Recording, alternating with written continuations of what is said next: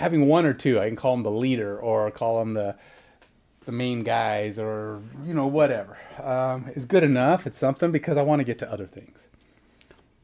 Now, recently, the other day, I did 2 minis in 2 hours, and I didn't get much done. All I got was this lame old this skeleton. He's okay, and he could probably use some highlights himself. I haven't even done the arrows on him. He's a Reaper mini, and he's basically one of the bulk minis. I mean, like when you were buy a box of these skeletons, you get like 5 of them, so or 4 of them. I mean, there's a bunch of them. They're not the most details. The skull you can see on there is pretty wonky. His face is kind of a distorted mess. It's not the most detailed figure in the world. I was just demoing the bone, skeleton bone, which is what this guy is, which is a great bone, by the way. It looks really good. To me, anyway. Looks very realistic. Looks very much like you'd expect bones to look. And then I highlighted him a little bit with a wash. That's all I did.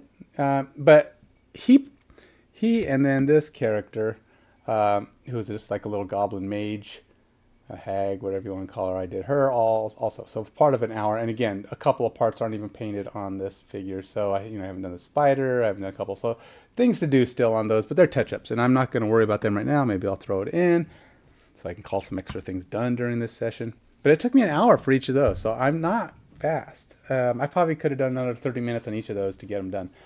So I'm going to throw in a couple of oddball guys. See what I can get done. We're going to go with maybe an ogre. And who's that guy supposed to be? He looks like he's supposed to be Frankenstein. I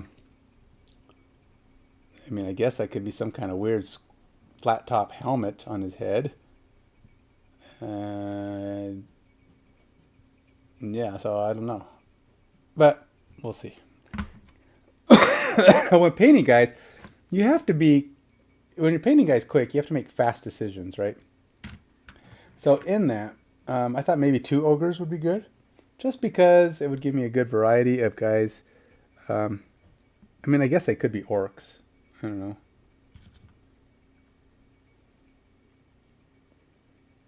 And when you're doing speed painting, you know what? I was watching Ninja the other day. He did a speed painting thing. He was just showing, his own thing, and he got NMM done in that time. I mean, of course, granted, these are recorded YouTube videos, and so he's showing you all the stuff he's doing. But it looked like he did most of the stuff on camera, and it was pretty freaking impressive that he did. He did show off a pretty interesting. So these are the 5 guys I'm going to do. I'm going to do that one, that one, that one, that one. I'm going to do an extra one of these guys because I just want 2 ogres. And then we'll do a little guy. Maybe a hobgoblin. I don't know that I have a lot of hobgoblins painted. Hobgoblins are kind of an ugly bunch, though. So let's see if I can find one that's not too bad. Let's do this dude.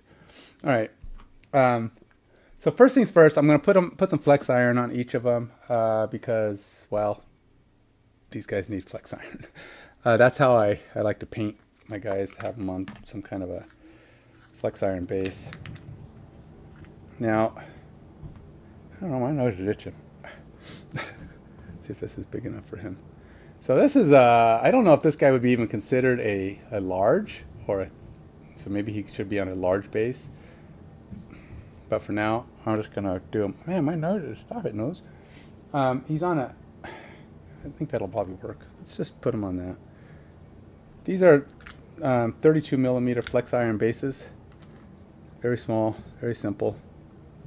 And I do like minis on bases, to be honest. They're just, I don't know, I prefer them. I don't know, this is a swarm of bats. So a lot of these, they don't have a lot of different color, a lot of different parts that are going to require them to be different colors. So, you know what, and some of these I may even come back and do some extra tweaking on them later, but I'm going to stick with 32 millimeters on some of these. They're all kind of large, which is interesting because that makes speed painting a little harder, right? I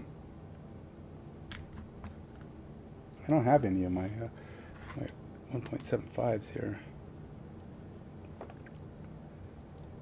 I don't know, would these all be considered large figs? Because they're certainly not sitting on 25mm bases. I think I'll just leave him on the flex that he's on and deal with it later. He's got a flex. All right, so, and we will do a normal size hobgoblin, which I've already got his thing here. And again, I'm not putting them on full bases. Some characters, nicer ones, I'll put them on the raised bases. But the flex iron is cheap. You can get it on our AMG Direct website. It works fantastic. It'll connect to magnetic bases, like in the Mage Cage or the X case. We have magnetic strips that you can put inside of there, and your minis will stay in there, and this flex iron will hold them in place. So it's not just marketing. I use them. It's actually the way I like to use them. I have found nothing I like better for cheap bases, and since you get like for a couple of bucks, you can get anywhere, depending on how big they are, from 10 of the large base ones to 30 to 35 if you go down to the 20mm or 19mm bases, and so you're gonna get a lot of bases for just a couple of bucks, and it's a good deal. Trust me. Okay, so best way for me to do this, I'm just gonna slop a bunch of glue on. I'm gonna get my accelerator, and then I'm just going to put glue on each of these guys. You know, how big is a swarm of bats supposed to be? Are they supposed to be large? Nah, I put it on a large base anyway. 32mm is good enough. If I really need to put them on a large base, I could always get a large base later. We do have flex iron that goes out to, I don't know what the deal is with this glue, but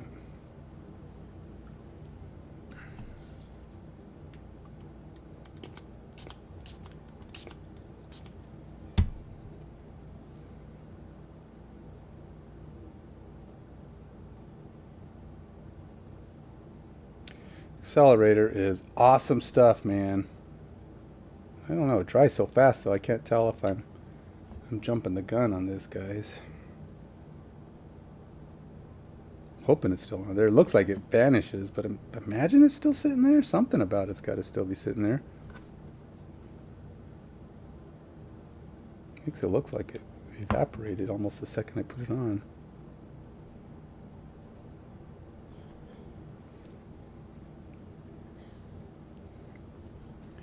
If in fact it's doing what it's supposed to, these guys will be glued on within 10 seconds or so of being on there.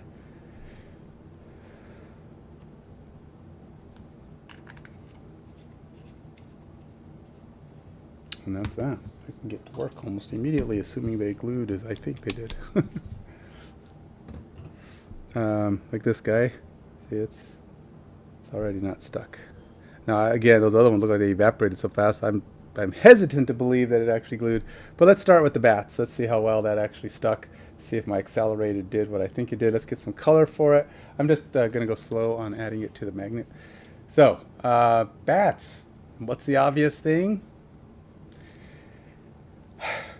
I think I'm going to prime.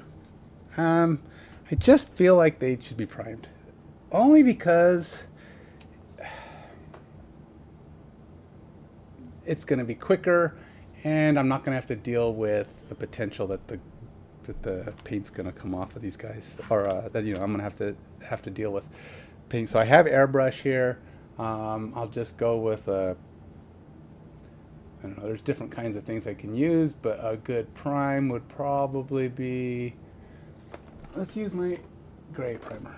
We'll go with gray air primer. Why not? Something simple.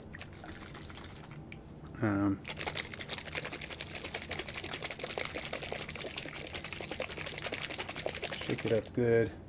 Make sure there's no good. And I probably will even stick. No, this is very thin. He actually, Ninjon, had this primer that looked really nice. That I saw it and go, I like that primer. I almost wanted to use it. I almost wanted to run out and buy some. It just had a very nice, very smooth finish, and that's a selling point for sure. I'm just gonna put a couple drops in here, just because the first few drops, I like it to look. Now these aren't guys that have been on my to-do list. I mean, well, you know, every mini's on your to-do list, right? I mean, it should be. It shouldn't get them if you don't actually have a to-do list for them. This is just me trying to. I need a good chunk of primer for these guys, just to make sure I have enough. My airbrush is so cold it feels wet.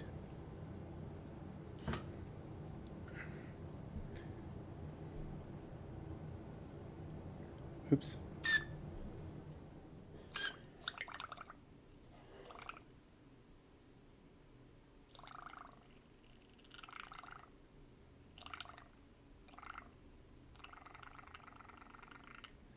All right, let's see what I got here.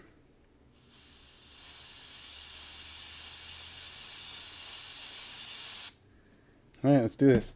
Now, I'm told you should always use a mask. And I'm so bad at masks.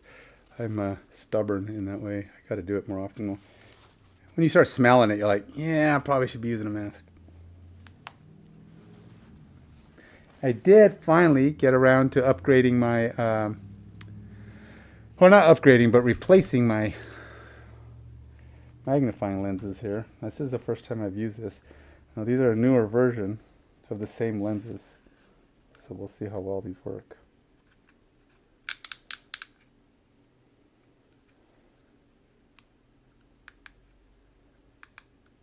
Now, we'll see. See what I think here.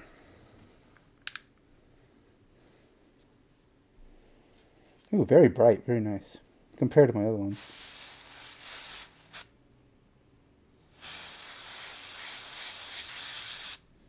It's kind of speckly, so that's not a good thing.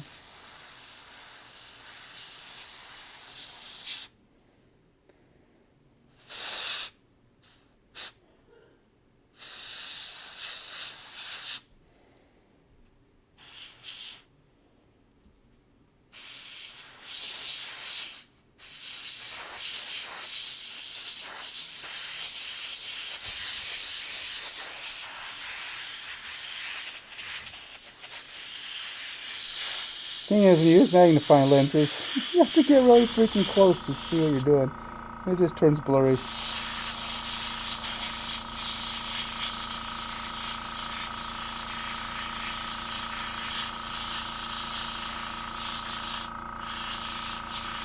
Now I'm doing upside down like this because you got to do both ways.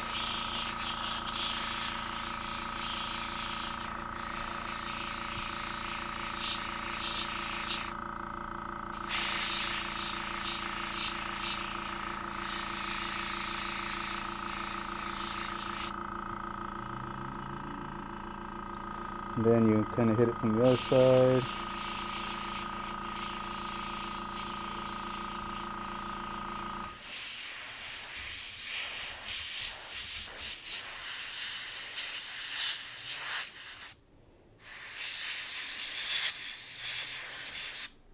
Now, one of the things that speed painting, I'm trying a little bit what Ninjon was recommending, is that he says you don't have to hit everything. You know, it's you want a good coat, but it doesn't have to be perfect coat. And I guess that's always been one of those things that's hard for me to not do. Trying to make sure I hit everything. But let's try it. Let's just try to keep going, not worry too much about the exactness of the coat. And we're just gonna get these done. Let's see here. Let's see. I'm gonna start some kind of a timer here. They're not goblins. Let's go D&D. I'm gonna put one in here. I'm gonna call it Miscellaneous 5. Number 1, just in case I do this again. And I can break them up later, but I want to, I'm going to go here and hit the timer. Just if I do this, if I decide to try another Miscellaneous 5 in the future, it's just a good way to track that I'm doing a lot of minis, and they didn't really have a purpose. They weren't really meant to be one particular thing. Now you can see I'm not really looking through my magnifying glass right now, because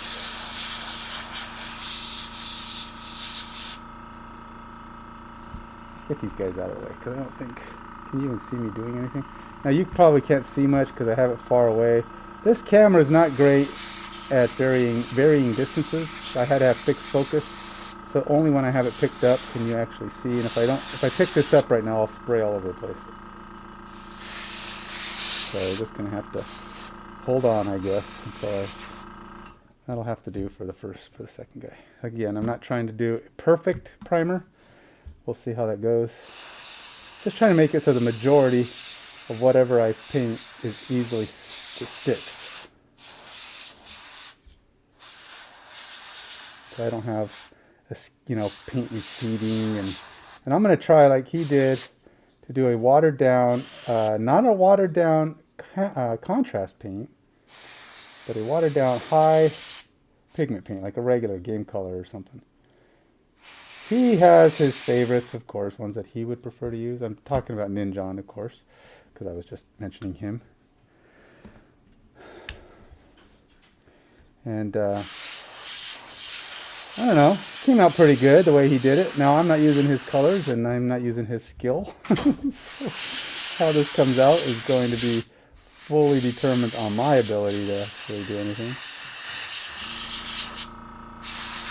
He won a Golden Demon Award. Granted, it wasn't first place, but that's like 40 places above me. He got like, what, third place? Got a bronze, I guess? It's still pretty good, man. Golden Demon is probably the most prestigious of all the miniatures painting awards. Now, there's a lot of, I'm sure there's a lot of contests, and I love the idea of doing contests. I've only entered one. I actually entered two, but I only submitted my finished thing. I forgot to submit my mini the other time, because you couldn't submit for a certain time, and then there was like a date when you had to do it, and I forgot to do it. Plus, I looked at it a few times. I don't know how much I forgot or how much I just changed, how much I just decided not to do it. My mini wasn't that great. I don't actually expect to win, but a lot of these contests, I like the ones that like give you feedback. Say, hey, this is pretty good, but you're missing this, or this could have done better if you'd have done that. It's got, it lacks highlight or definition or something. But a lot of them don't do that. They just say, you don't get nothing. They don't even reply to you if you're not in the top. There's no feedback at all. Well, good. But to me, it's like, well, something. I get it that they can't, especially when they're community driven, right? People vote and that's what wins, and that's it. If you don't get any response from people, it's because you weren't good enough. But it also doesn't really help you any. It's fun to enter a contest where you know what you're up against. See, it's like a tournament. I like entering tournaments like for tennis and stuff. Gee, I got a lot of paint here. That's all right. Let's keep going. I'm just going to prime some stuff. Just because I want to use this primer. I don't know what else to use it on. So I'll get all kinds of paint all over my head. I need to get me some gloves.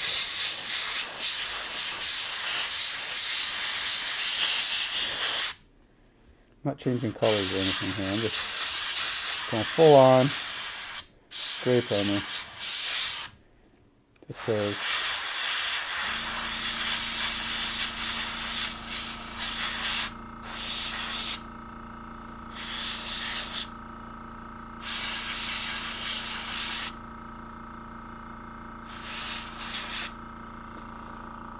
where do I put the ones that I'm not planning to paint? It's too much pressure even for such a small mini here.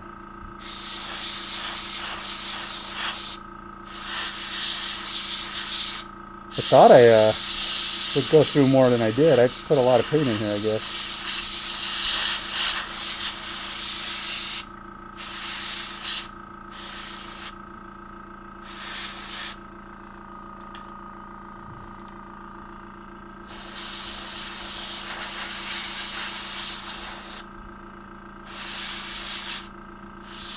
Now, the rattle can clan works pretty good for fast priming too, but the thing is, even that blows the air, right? So you got to hold the mini still. Some people just lie them down and give it a go. So this is just fast. This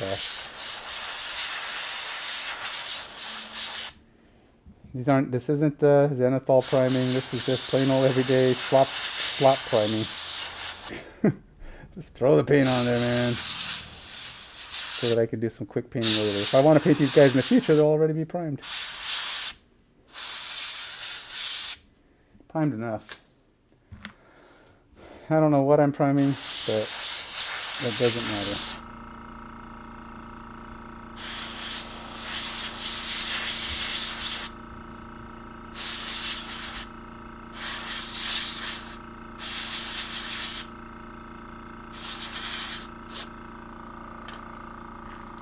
Oh yeah, I got way too much paint in this. Oh, I know who I could prime. I'll use up all this paint. Alright, I got the perfect guy. Been waiting to prime him and use him for a long time, so we'll prime him next. I probably don't have enough primer for that guy, but he's big and he'll suck up all my primer. Maybe I can get a rough coat on him. Right, there you go. Big old, I think he's supposed to be a frost giant. That's gonna use up all my primer for sure.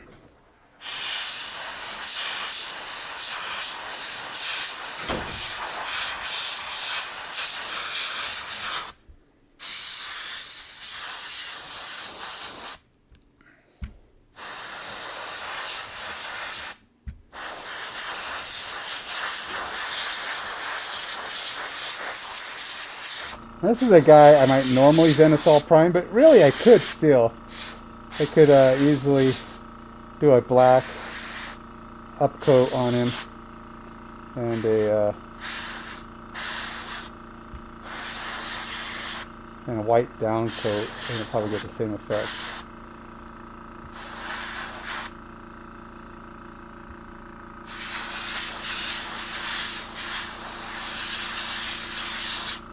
This guy would have to go on a pretty big base, probably at least a 3-inch base.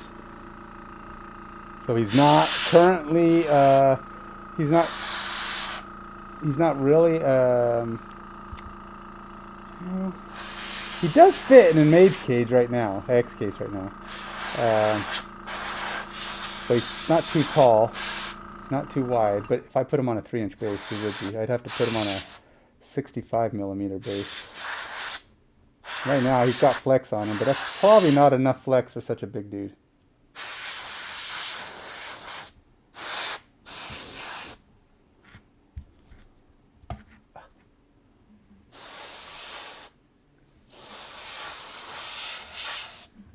And we are getting low, but I'm not out.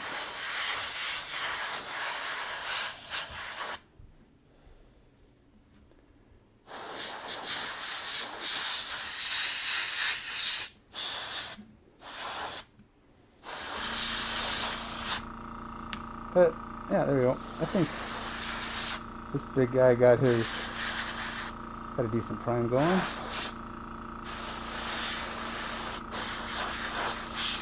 And he too should be ready for his day of paint, which will get him closer. So now, when you do a bunch of guys at once, even if you're not planning to paint them this second, it actually works out pretty good because it gives you a fighting chance in the future. Like, oh, I kind of want to paint that guy. But he's not primed, and I don't have time right now. Blah, blah, blah. You know? So you throw some guys down that you want to paint. Get them in that state where they're ready. And then you can just start slopping paint on it at any point. Even if they're not today's plot and plan. Don't really need to cover the base on this chick, because I'll probably end up basing her at some point.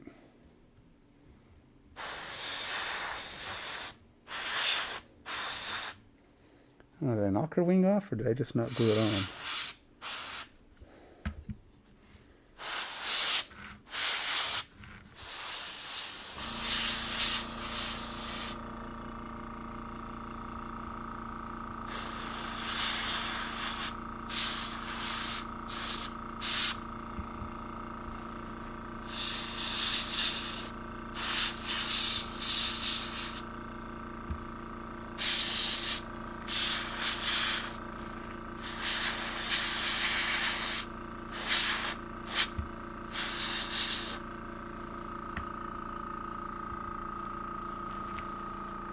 I've almost gotten through my primer. I put way too much primer in my primer container here.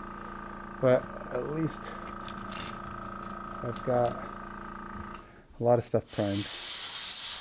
Is this going to affect my 2 hours? Probably. My chance of getting things done? Maybe. It's like I saw a guy doing a video where he said he was programmed a video game in 2 weeks. Kinda. It actually was more like 17 days. He said 14 days, but he failed his 14-day goal. And then he just said, I'm spending some more time on it. And then he kind of got done a workable amount of his goal.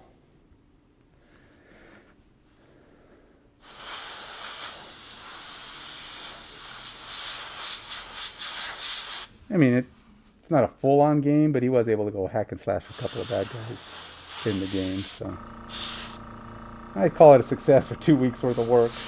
When you know how long it takes to actually make a game, and you know, Baldur's Gate taking what, 7 years or 6 years or whatever it took him to make Baldur's Gate 3. Excellent game, but a bajillion people. This is one guy trying to create a game in 2 weeks. So yeah, he's not gonna get too far, but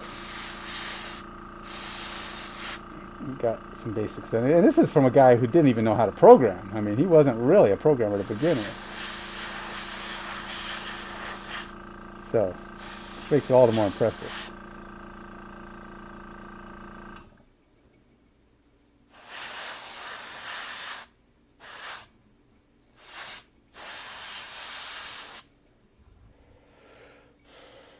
Slowly knocking off all these little dudes who need primer just so that I can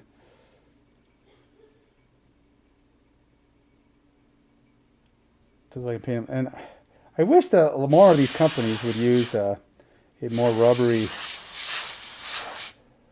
I get a lot of these minis that you're seeing me paint now. These are not Reaper, these ones. These are not the ones I'm going to be painting. I'm just using up the extra primer I have in here because I don't want to put it back in the bottle. Plus I need to do this.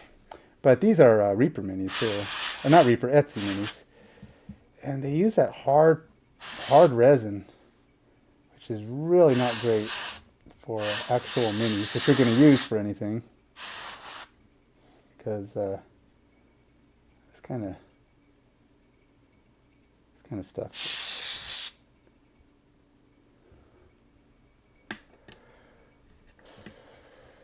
Alright, what else I got over here?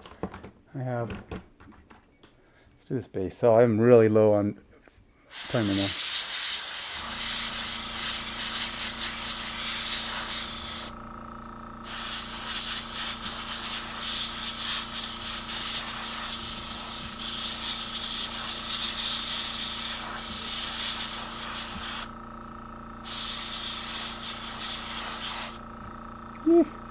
Probably don't have enough to prime anything else after this one.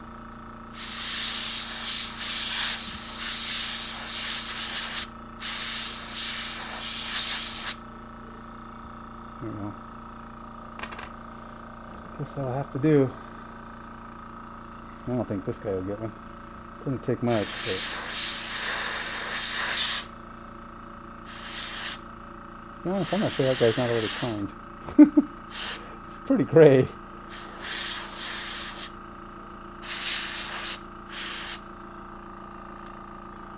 Who else? Does it have anything tiny? Uber tiny? How about this cobalt?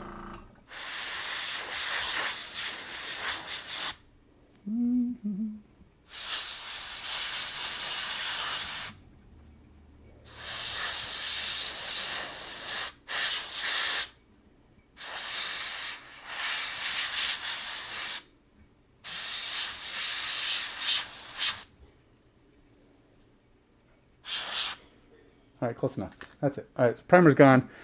I can go ahead and move on to the next step. Time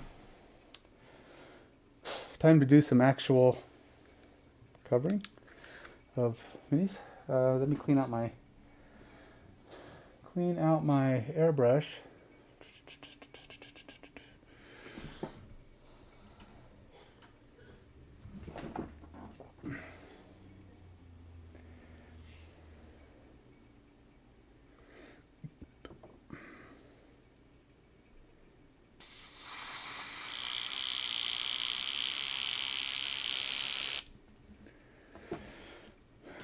doing it, we'll go ahead and tuck some water in there to dilute my soap, my airbrush cleaner, so that it go a little farther.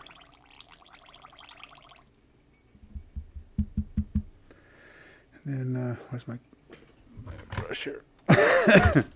Alright, so we'll go ahead and pop this guy out.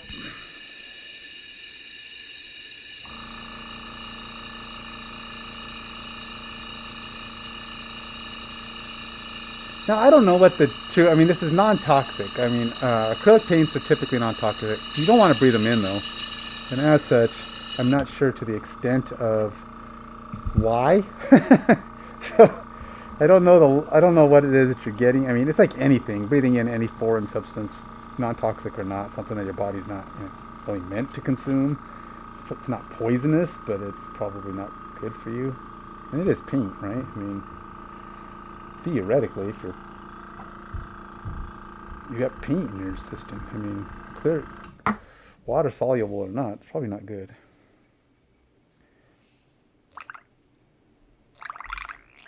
Then there's those people who like lick their brushes. I mean, they're like purposely consuming it. I don't know what they're doing.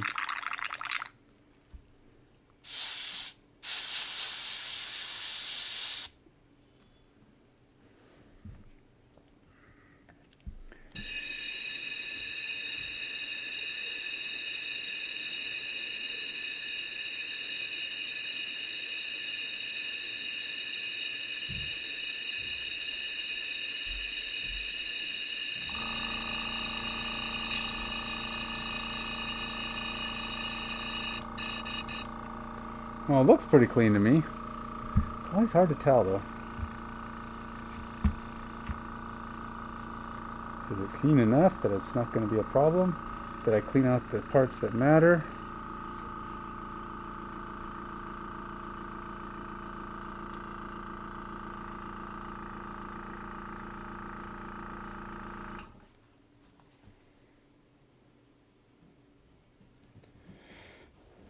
Looks pretty clean. Probably not perfect, but I'm gonna go change my water out here.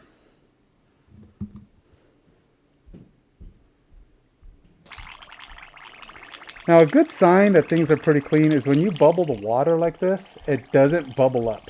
See how it's just staying down at the bottom? That means it's pretty much pure water. Water won't bubble up.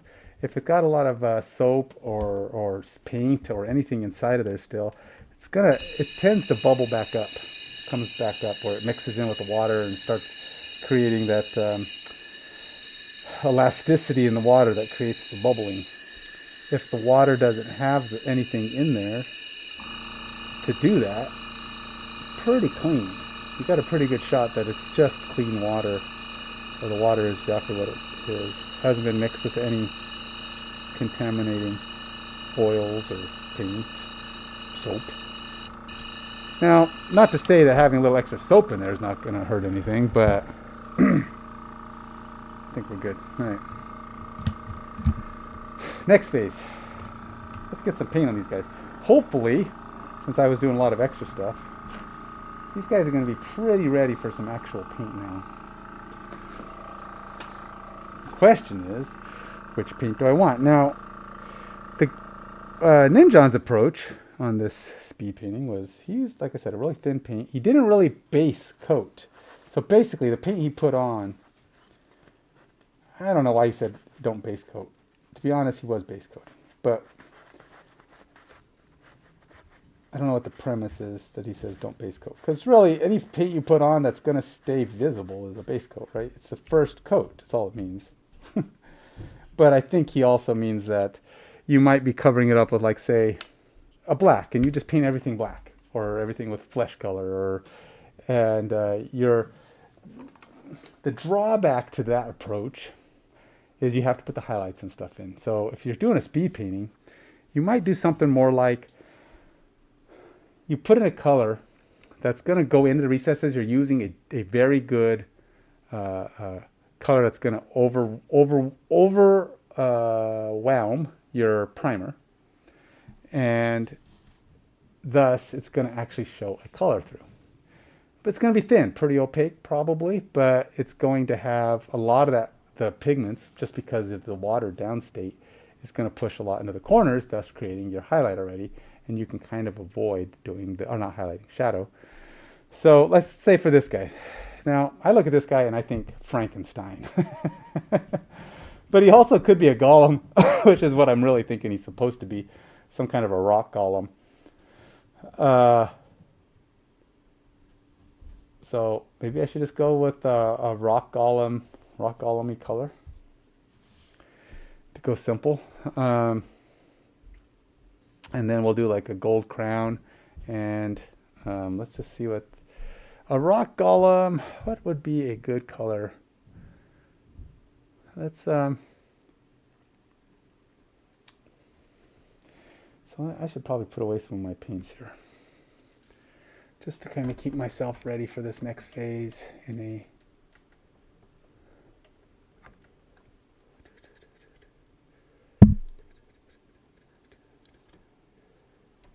what to put this. Let's put it there.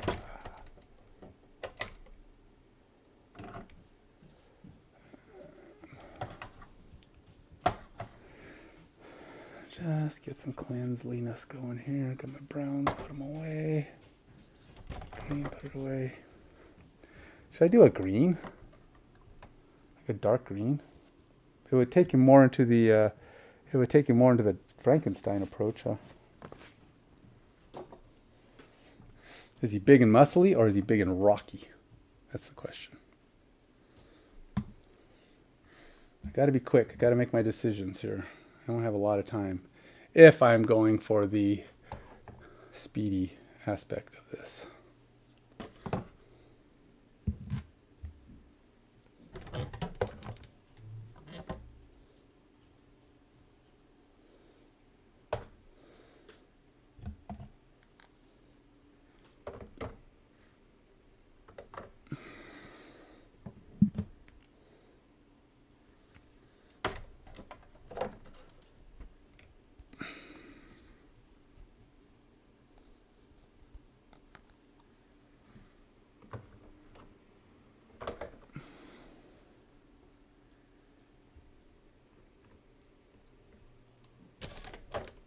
Oops.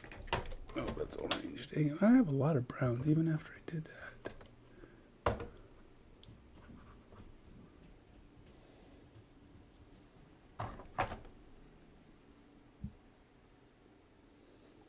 Okay. Got my paints put away. Let's go ahead and do something. I'm not going to use a contrast paint, though. I want to try and do something similar to what he did. So I'm going to go ahead and slop close my... I'm going to use a high pigment paint, which is something that's, you know, like a game color.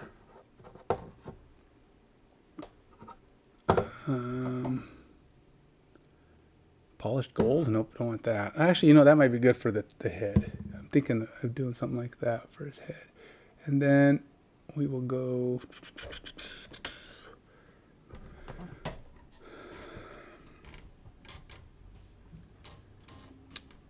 game color... I almost grabbed a contrast paint. Trying not to do no contrast paints, just gray. Thing is, if I do gray, it's not gonna show very much because it's already gray, right?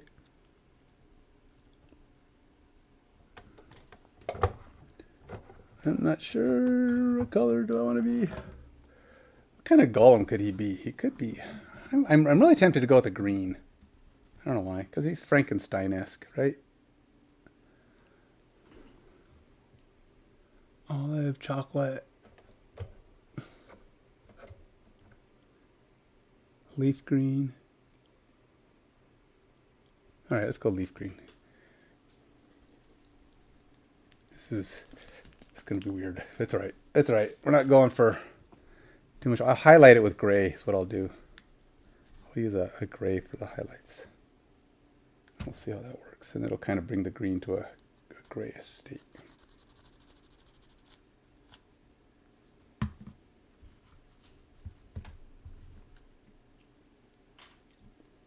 Right.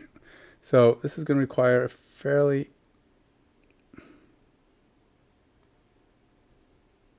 I said, are fairly thin, but so therefore, I have my little dropper here. Got me a good chunk of water. I'm actually going to do a good chunk of water in there. And then we'll grab one of my thicker brushes. I'm going to thin this up pretty nice. Like I said, it's almost basically a wash. It's really what it's going for, but it's a high pigment paint, I hope. Looks like a high pigment paint. And then I will grab my headset wherever I put it. I put it somewhere around me. Oh, I put it on the floor. Nice, okay. All right, let's do this. First mini, getting some paint. All right.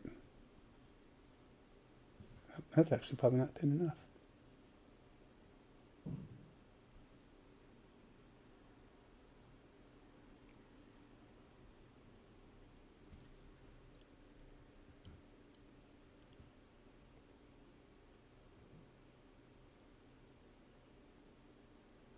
Now, with this strategy, I'm getting a lot of paint on,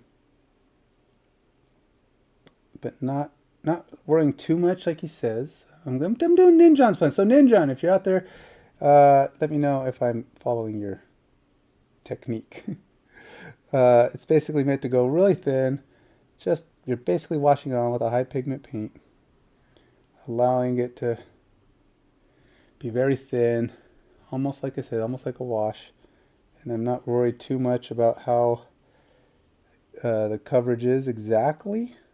I mean, I do want it to kind of get in there, but the idea is that being a wash, it's going to fall into the crevices on its own.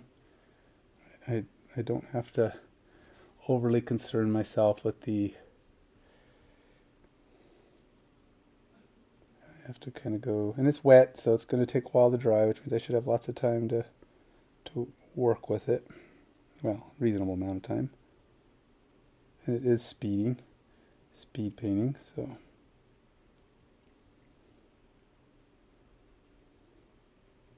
And this is a very basic model. It doesn't have a lot going on. He's not gonna.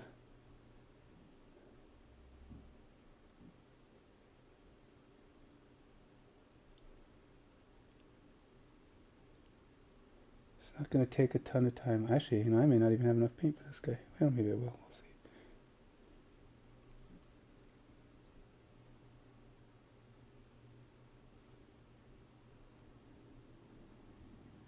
And if you feel like you're getting a little too thick, just take a little water and spread it out.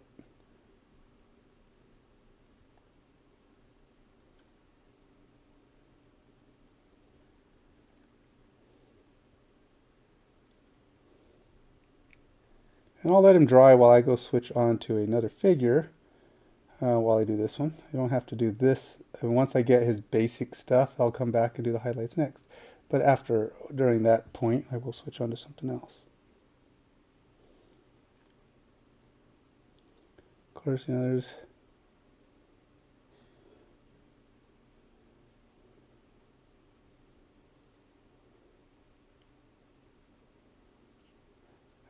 He says, don't worry about bleeding. You just want to get get it all get it covered as best you can, or within reason. And we'll make sure I hit it from the bottom here. Probably don't even need more paint. I just need more water, because he's got plenty of paint on him.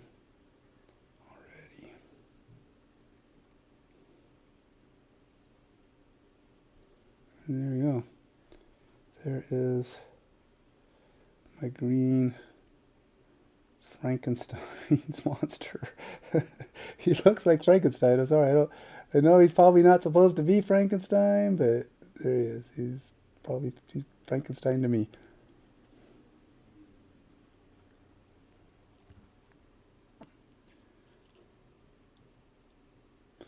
All right. Other greens, but I can do those later. Let's go ahead and put on something on his cloak. Let's see. I was gonna go with something metallic on his head.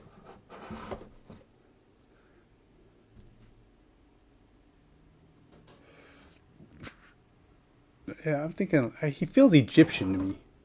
That's what he feels like. So I'm actually going to do this. Glorious Gold. Now I have these color shifters. I could try one of those. That would be interesting, huh? Oh, do I have a color shifter that's got green in it? I got emerald green mauve. Let's do it. Let's do emerald green mauve for his helmet.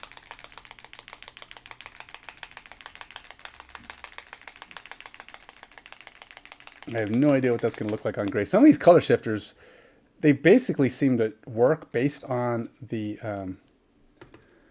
the undercoating.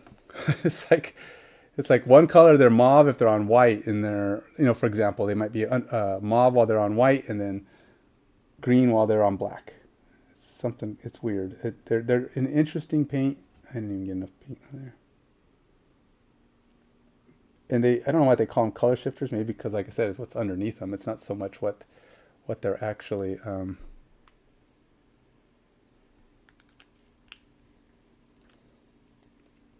don't need much more than that. That's gonna be it.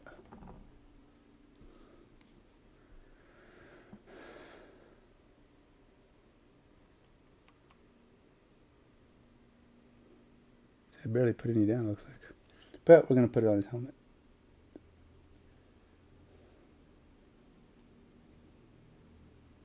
This is one of the drawbacks to using any kind of contrast paint as a base.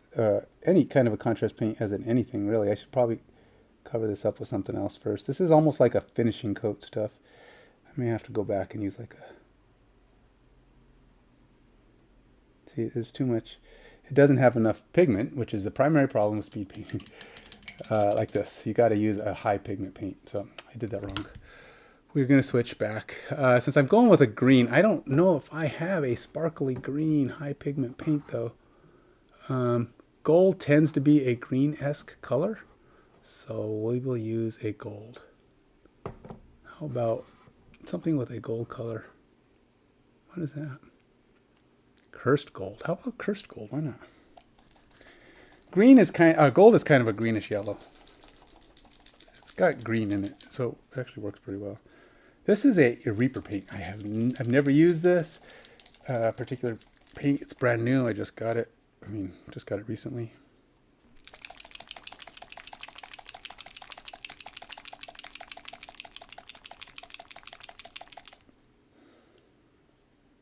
I don't know. It feels like that's not mixed, huh? Because it's really thick there and doesn't look like anything there.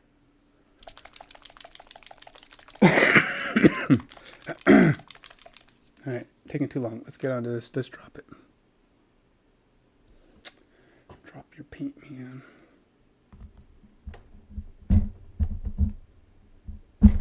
Ow. Ow, pinch my finger. A little too aggressive there.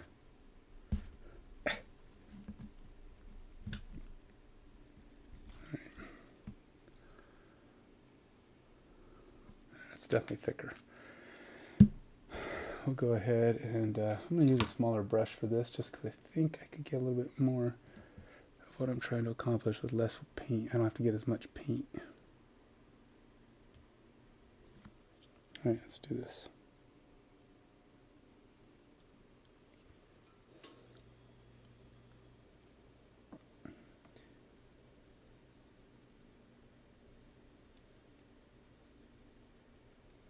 I'm going to top this with the other one once this dries. I got to get a coat that doesn't have my green on it.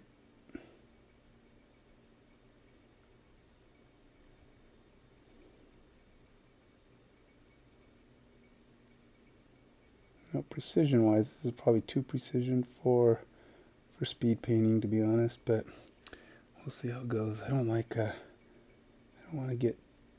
You said it's okay for paints to bleed together, but only to a point, right? If they're bleeding together, you got to eventually come back and fix those bleeds if the bleeds are not, they don't look right.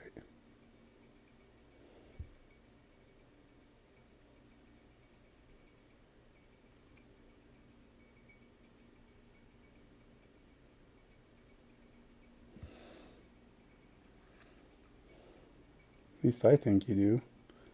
He might say, nah, you don't have to fix it. It's like, you do, you do. I'm too OCD not to fix things that look obviously wrong.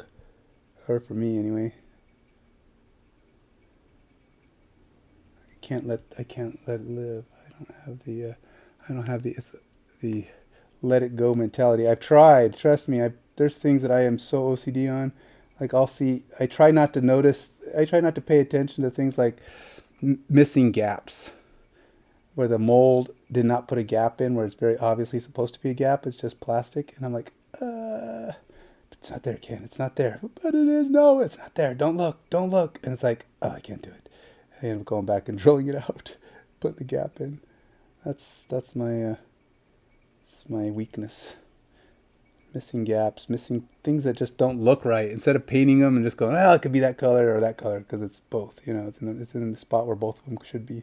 Where there should be nothing, it's got to be both things that are surrounding it.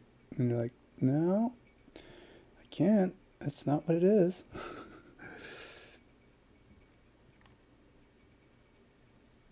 All right.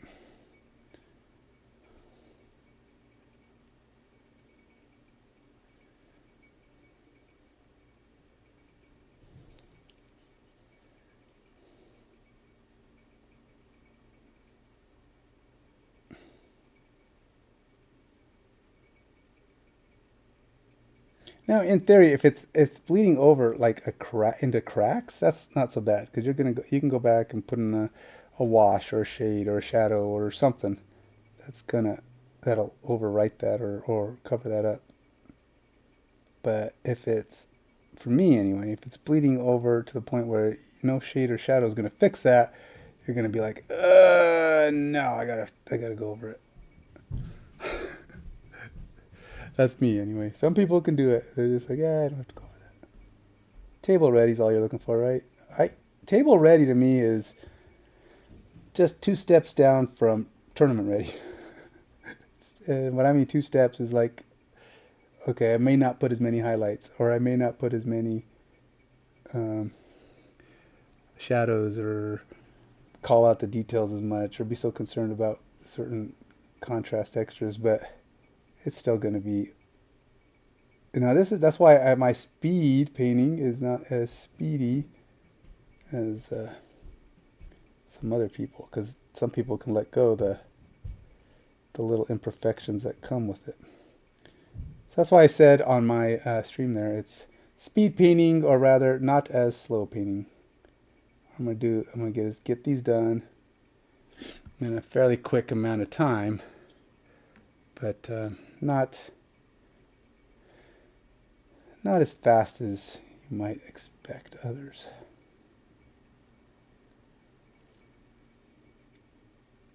And I'm also doing speed painting in the sense that the one he did was way more detailed. The one that Ninjon did, he did a lot more. His guys had stuff. He had armor, and this guy don't have nothing. This guy might be the simplest one of all the ones I picked to speed paint.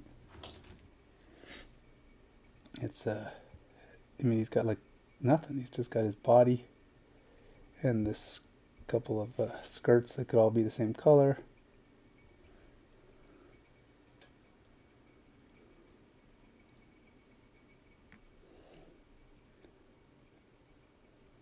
Or what do you call it? Pieces of jewelry.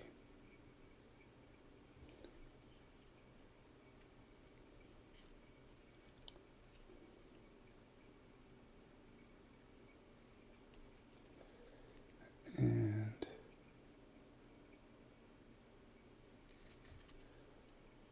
I'm giving him a gold belt. I don't know why.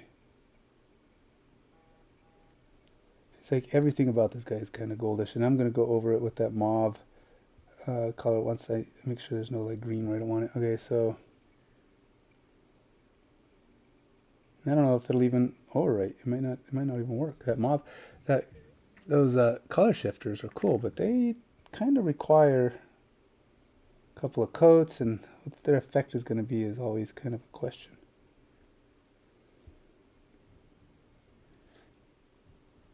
Alright, so there you go. He's getting close. Let's go ahead and put something on his skirt. Call it his skirt, his kilt, whatever you want to call that thing. we'll go with a classic classic brown. Again, should we just go chocolate brown? A green guy with a chocolate brown skirt? Maybe. Model color? Sure. Now model colors. Hey, this guy's taking me 41 minutes. Okay, now that's not true. I guess that's priming everything plus this guy, so I guess it's not really been 41 minutes. I'm going to do the same thing I did with the first guy, where I just take the first part, just basically super watered down, just high pigment paint. Let's see how this goes. Gotta be careful on the amount, because it will. I don't want it to bleed too much.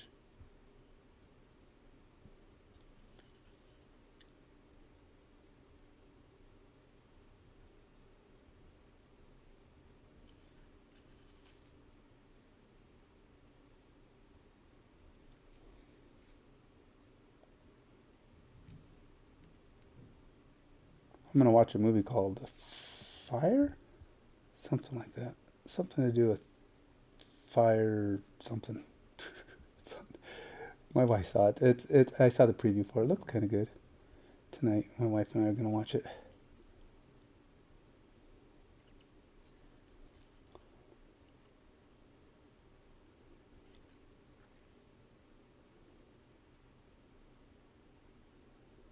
People trying, there's like some kind of a fire in the woods, and they try to sit it out, and then of course that doesn't work out because, you know, dumb people stink.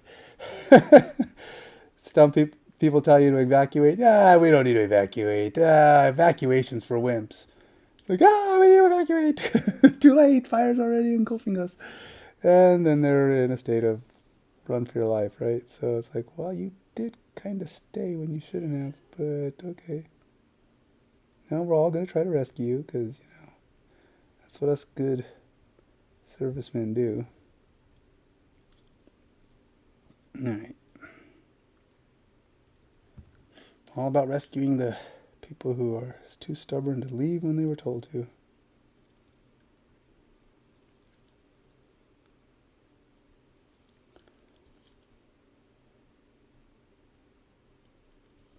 It actually got decent, shows the detail nice when you do it this way, that's for sure.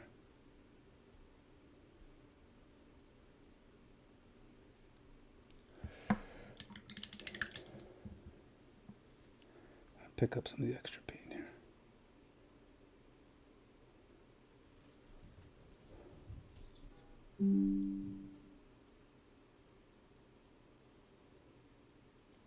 So I'm gonna highlight the whole thing in gray. I want that kind of like it's painted rock, you know, make it all kind of look like it's meant to be. Oh yeah, hold it right back.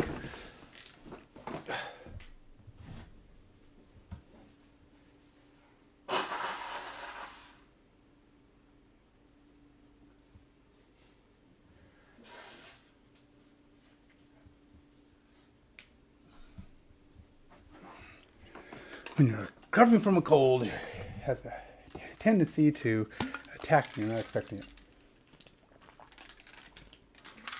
As in, you know, your nose suddenly decides to start running or whatever.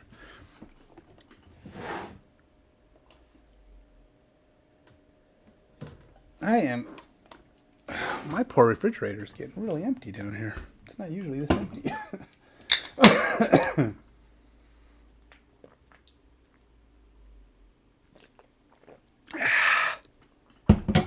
Delicious. All right, back to it. So we got Gollum Guy getting pretty good. Let's go ahead and put him aside for a moment while we move on to the next dude. We'll do another big guy. We're going to go ahead and try Green Goblin or Green Orc or whatever he is. I think he's an orc. So let's go with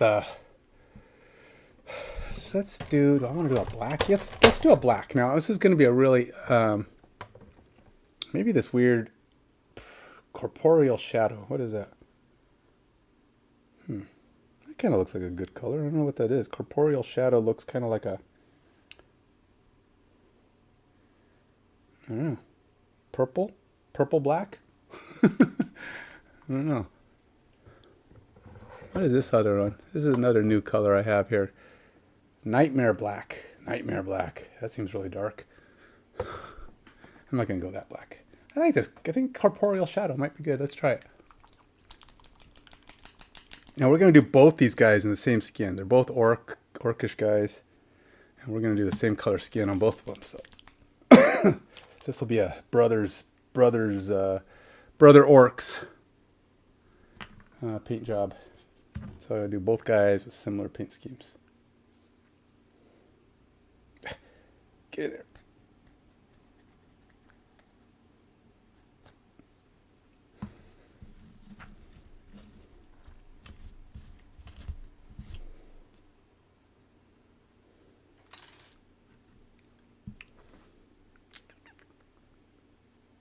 Yeah, it is kind of a blue. I just hope it's not sparkly. Sometimes I'll get one of these paints and I'll be like, that's sparkly. I mean, that would be an interesting color. Oh, that's not going to be enough. What am I doing? I'm painting two guys. I'm going to need a little bit more paint than that, even though I'm going to water it down quite a bit. All right, I'll take my paint and my water over here, give it a couple drops. And then we'll get my brush and see where we go.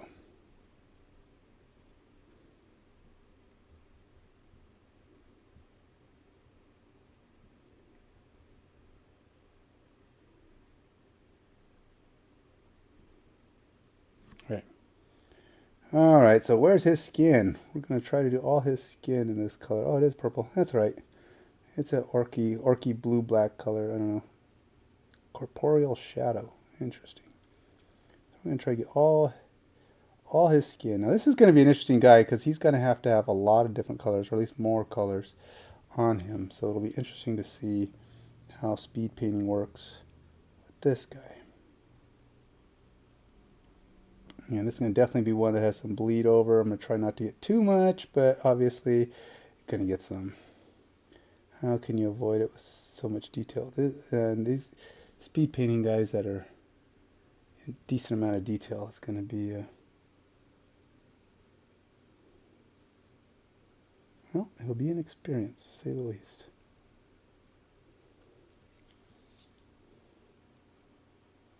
And maybe if I wanted to go black, I can do highlights with black. Is that a thing? Highlight with black? Do a little bit of a washy color with black. I feel like that's almost too... Geez, this guy don't have that much skin. That's going to be interesting.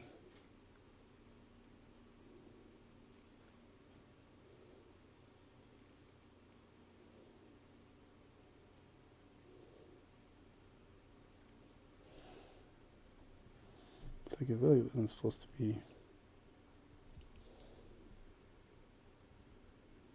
really going for the washy effect. I want it to be more...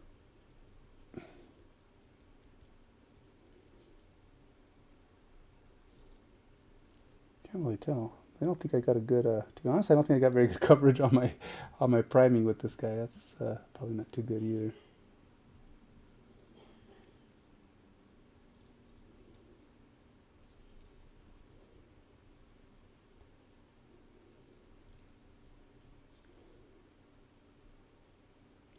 A little too fast with the primer, I think, with this guy. I mean, I did get primer on him. He's not like totally uncovered, but...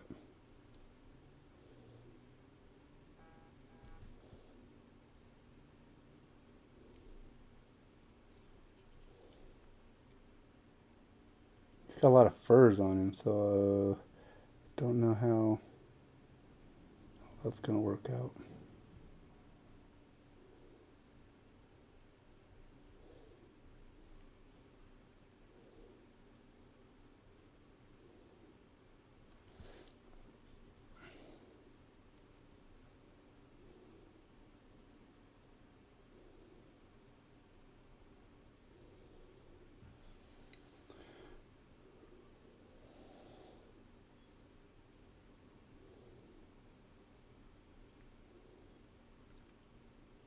So, if you pick a color that's not quite what you're looking for, but it's like, yeah, it could be better, you can oftentimes get the change you want or get something that uses that same color, but maybe not as strong by simply, going over it with something else without changing it. You don't have to fully change the color.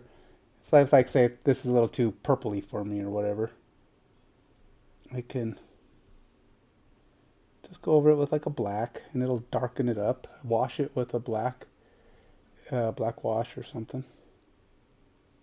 And I could probably get closer to what I want and still get the kind of have that purple in there, but just darken it up. I don't know. I don't think he looks too bad.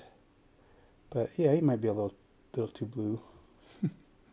He's a little blue. Maybe he's mad. Maybe family got killed in the last hero raid. He's like, oh, I'm going to get some serious revenge on him. Serious revenge on the heroes that destroyed my family. Even if they were trying to eat them, that's not excuse enough to kill my family. They were just doing what orcs do, and now I shall make you pay.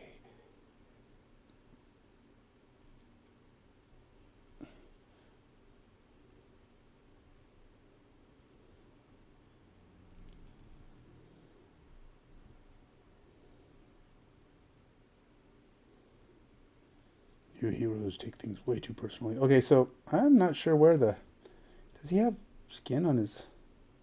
Guess he does, kind of back here. Trying to see if I can see any orc body parts that I'm missing. Okay, so this guy's, oops, that's probably the boot. Probably shouldn't have painted that one.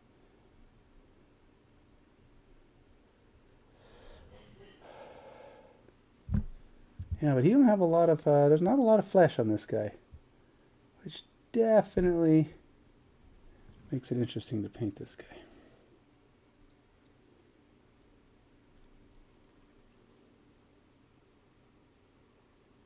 All right, next guy. I'm gonna do this one now. Now this guy, I think I got a little bit more of the wash on him.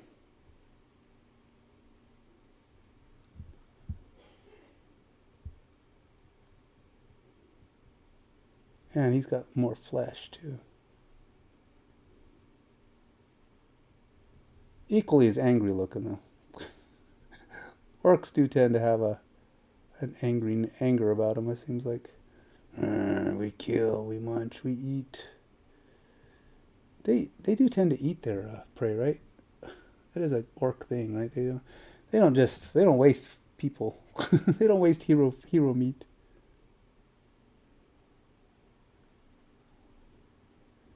They work hard for their meat, so they're gonna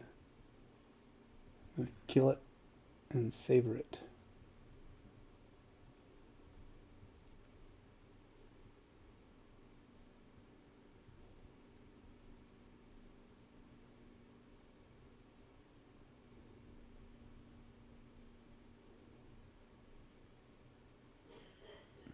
This guy travels a little lighter when it comes to armor. He's got not quite as much gear on him.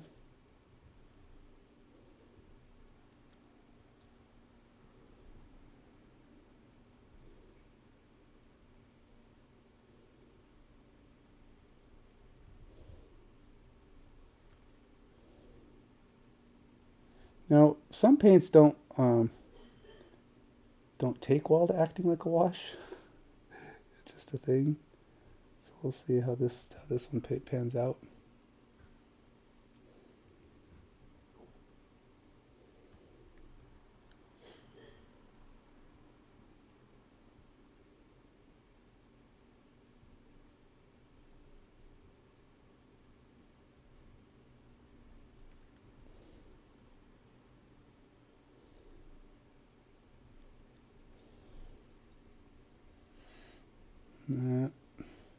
It's all about finding new ways to paint, speed paint, trying to learn how to paint stuff quick even, and still getting a good result, because that's it, it's like I want to be able to do more painting, This guy's wearing a boot. I can't even tell. I don't think his legs show at all. So he's really just got his arms and face showing, neck.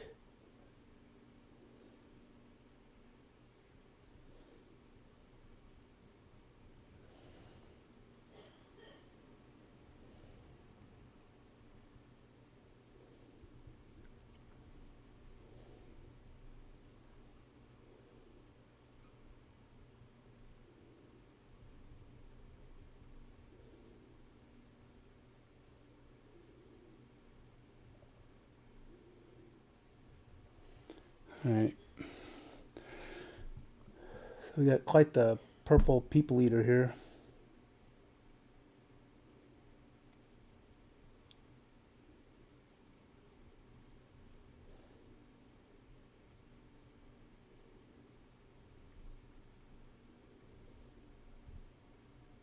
He's got big hands, man. His hands are bigger than his head.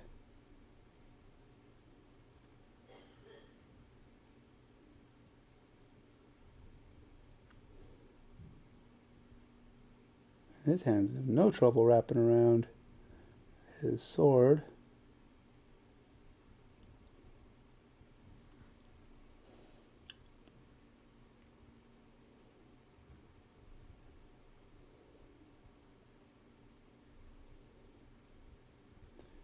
And as is the case, a lot of these cheaper bulk Reaper minis, not the most intricately printed. They've got decent detail, I guess, but there's a lot of flaws in the print, you know, or in the mold, the way it comes out of the mold. Pretty common. Injection molding is, you know, it's an art. And Reaper overall makes pretty good minis, but their bulk stuff, the stuff they do in larger quantities, I mean, that's like, you get, a lot of times when you buy these, you'll get like 3 orcs in a pack, or three skeletons, or 4 skeletons, whatever. You're getting multiples in a pack. And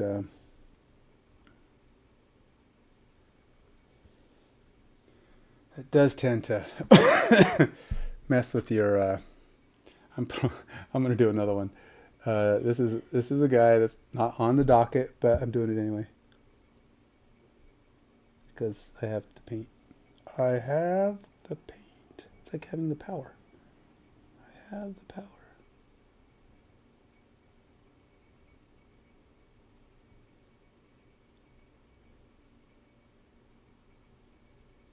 This guy only has 3 fingers, or maybe he does have a pinky down here.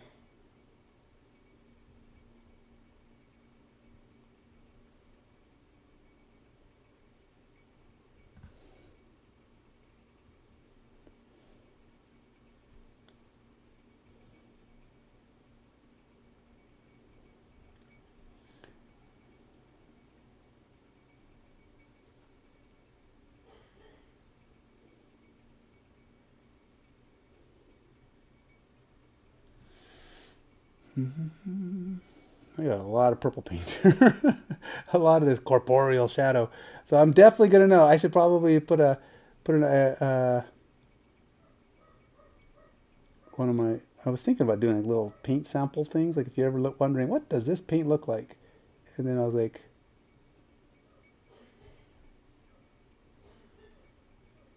doing this little video corporeal shadow, and then putting a just showing, you know, so people that when I use it, people can go look up corporeal shadow and they're going to see, oh, that's what that looks like. Because it's hard to tell. Sometimes you want to know. I mean, you can experiment yourself, but sometimes it's just nice to see what it looks like before you experiment, especially if you're thinking of using it on something of your own.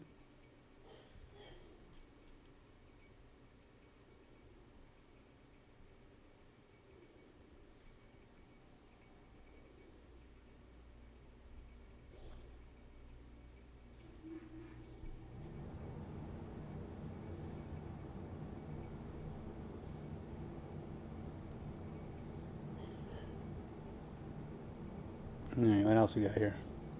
Just make sure I get as much of his fleshy parts covered up as possible. because that's what his flesh is going to look like for this guy.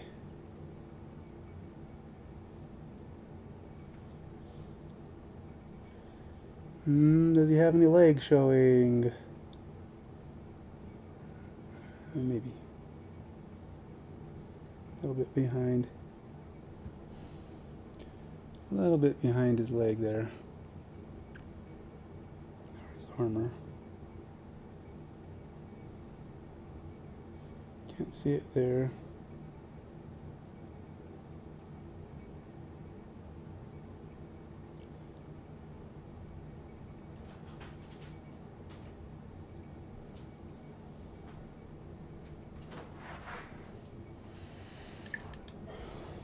I'll switch over to a smaller brush for these tiny spots because I don't want to overbleed. There's bleeding and then there's overbleeding. I don't want to overbleed.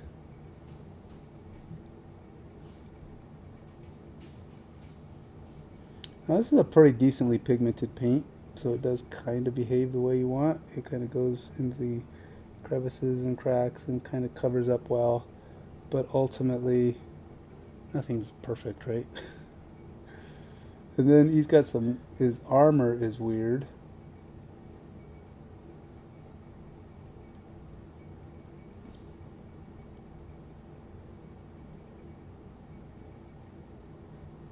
So like I said, it's a mold issue. Injection molding issue. Alright, I think we have, oops, let's get his hand covered up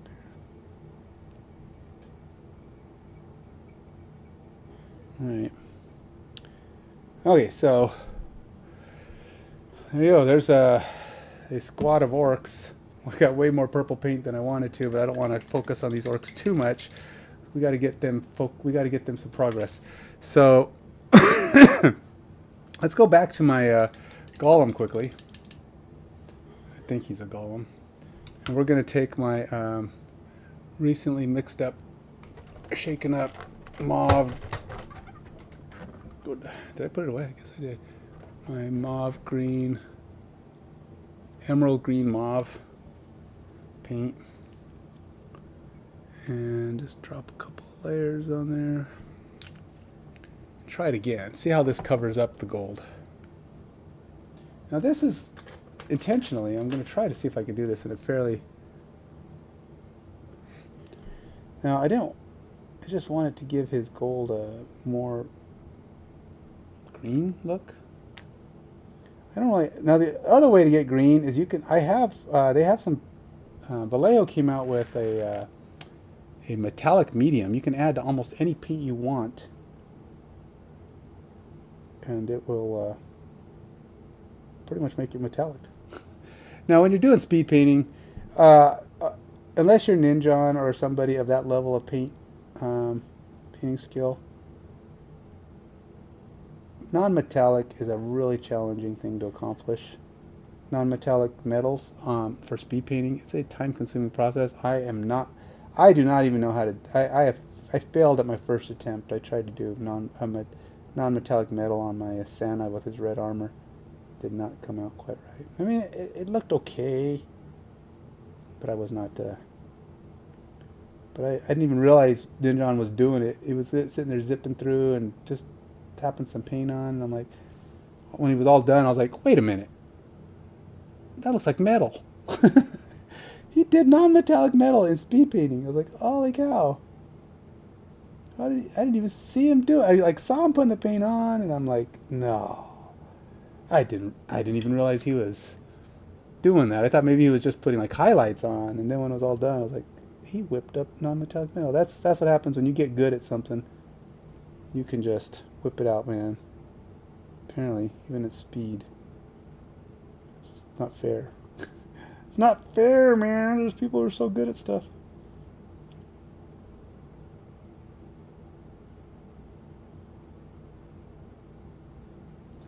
And then there's me, still trying to figure out how to get things to look good, much less metallic metal. I mean, I guess non-metallic metal is a way to make things look good, right? But I have not mastered that, and I'm certainly not going to try speed painting, because that's That's way out of my league for speed painting. Seeing as it's kind of so far been out of my league for regular painting. So I don't know. This ain't really doing anything. Probably look better. It's just it's so thin. It doesn't lay a really good coat down.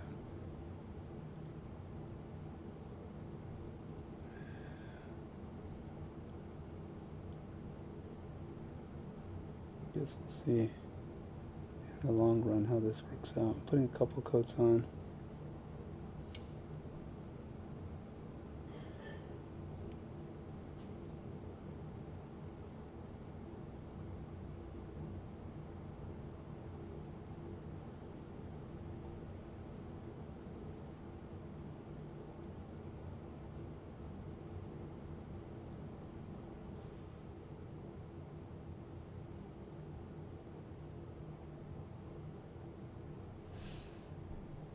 Actually, I kind of like it. I do like the way this looks now. I don't know if it'll look that way when it's dry, but it is kind of providing a good.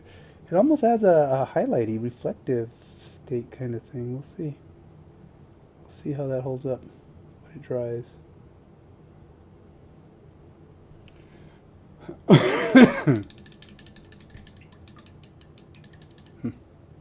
All right, on to the next guy. Back to the orcs, I guess. We will try. Oh, let's go ahead and slop some paint on to one of the other of the 5. Let's get some paint on this guy. Now, this guy should take not too much. I'm going to use. All right, so with this guy, I am going to try to use a Grim Black. Now, this is a contrast paint. I want to just slop it on.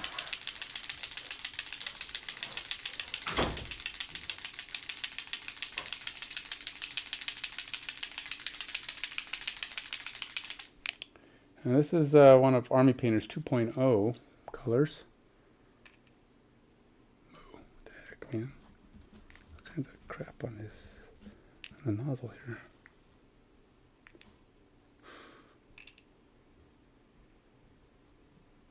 This one I don't need to do anything for watering it down. I just need to pick it up and start slopping it on. Now this is truly a slop-on kind of stuff. These guys, I almost need to have a different brush. This brush I'm using is moderately okay, but it's not great. And I don't know. This is almost a spray airbrush kind of scenario. There's so many little deep crevices here. I don't even know if I can get this fully on here with a brush.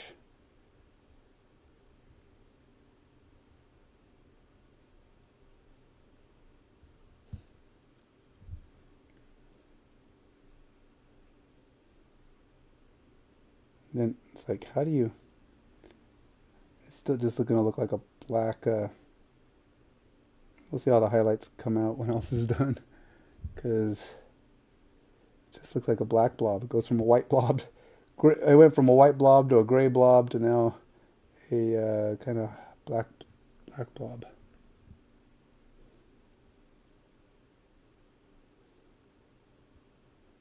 It's supposed to look like a blob of bats.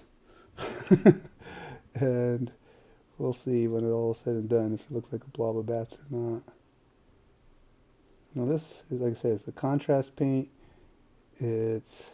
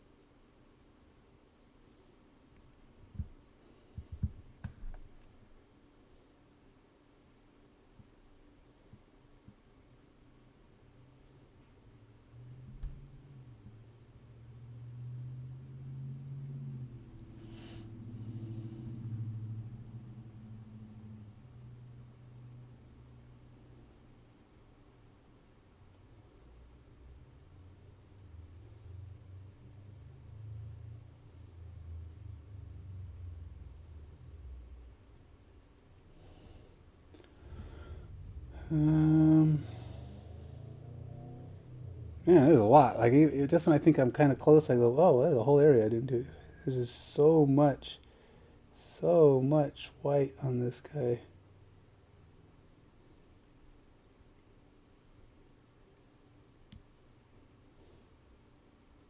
Or area, and the hidden crevices and cracks, and as I just rotate in one direction, it's like, "Oh, look, there's more."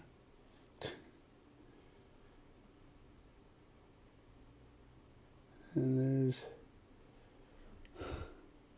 I'm using up all this paint that I poured down. I thought I put down a lot too. Sometimes you'd be surprised on how much area there is in a cluster of stuff like this.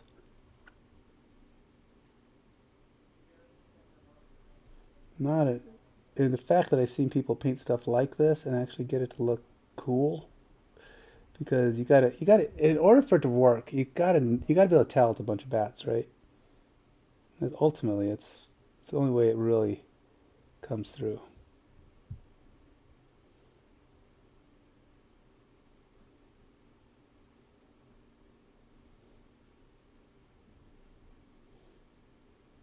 You don't want.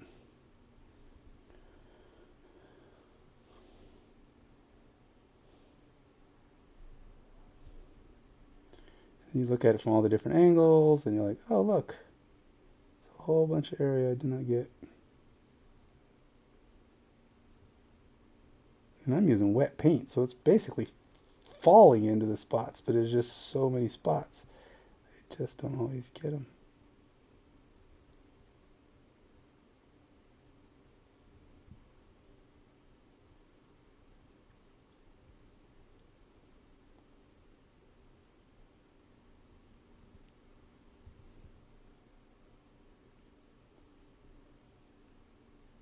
Like I'm looking at this going, it still looks like a blob of black. I'm not seeing a lot of, not seeing the battiness of it all yet.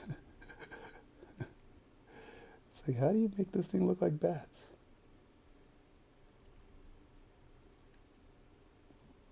And I'm thinking a gray dry brush over it, but even then, it's still gonna have to.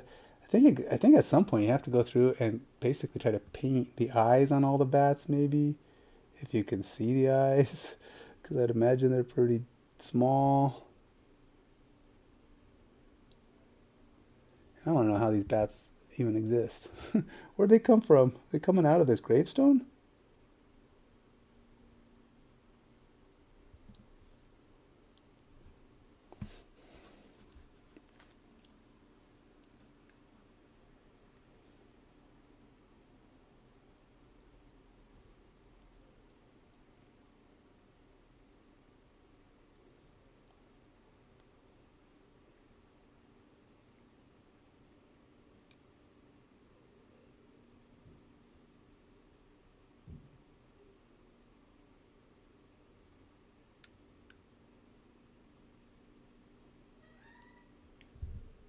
Maybe. I can't tell. It doesn't really tell you. I mean, there's just a bunch of bats hovering around this gravestone.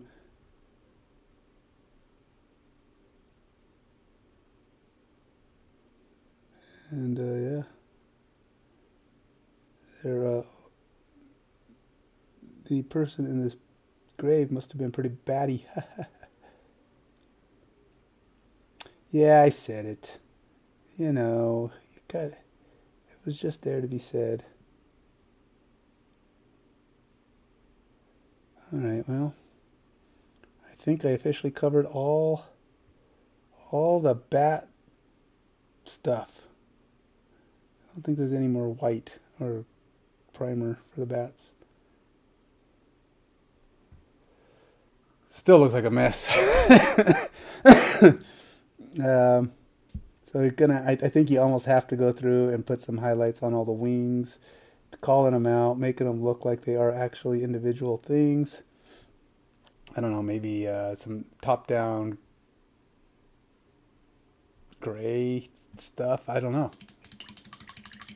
There's got to be something, right? We'll see what I can accomplish. I don't know. but it is a mess. All right, let's see. What is it? A gray. This is a 2008 because whoever it was died in 2008, according to the gravestone there. And there's other words, but don't think they're visible.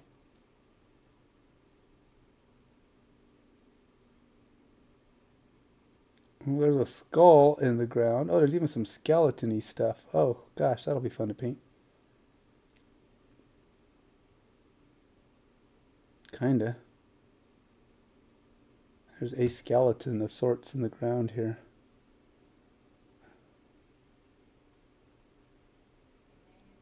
And it has like a tail.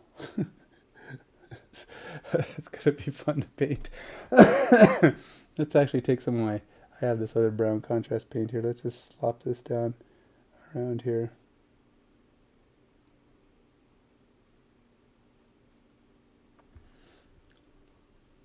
And we'll do it around that skeleton-y thing.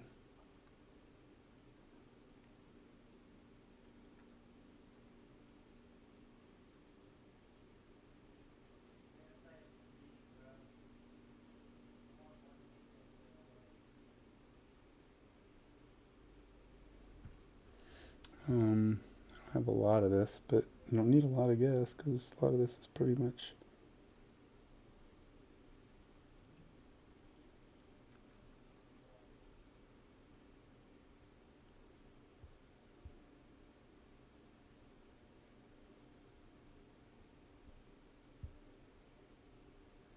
Now, I don't normally like to paint the base like this because I usually put down like...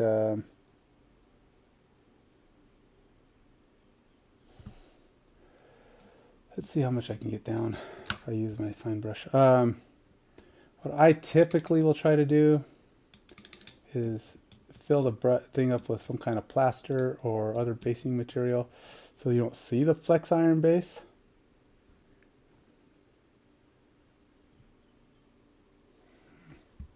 Because I don't like to see the flex iron base. I like it just to be a base. So a lot of times I'll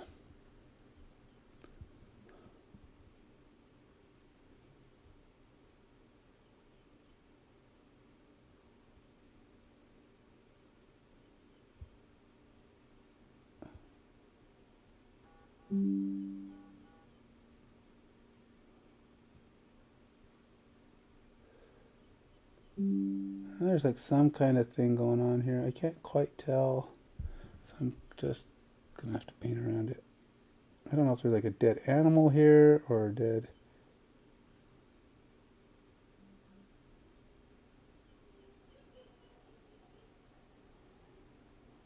There is some kind of dead thing here. Skeleton. But I'm trying to figure out how much of it is ground.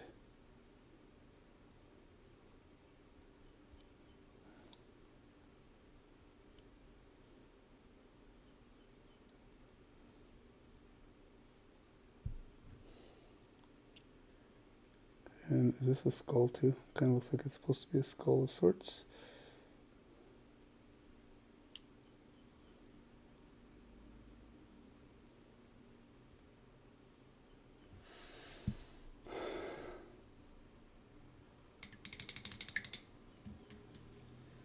Pick up a little bit more of my brown here.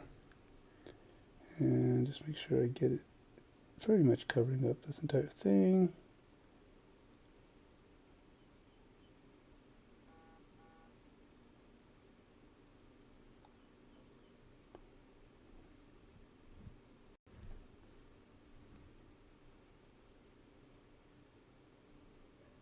So let's see, how long have I been going? Let's see. So according to this, I've been 1 hour and 20 minutes of my 2-hour objective here.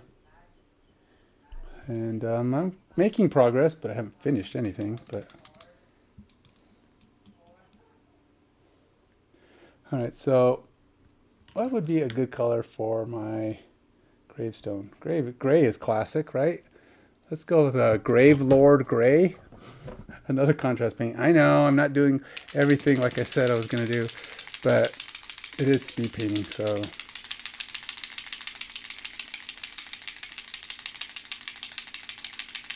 I have to still try to figure out how to get some highlights in during my speed painting. And I got to finish my orc's armor. So yeah, there's some things going on there. It's going to take some time. Take a bigger brush again.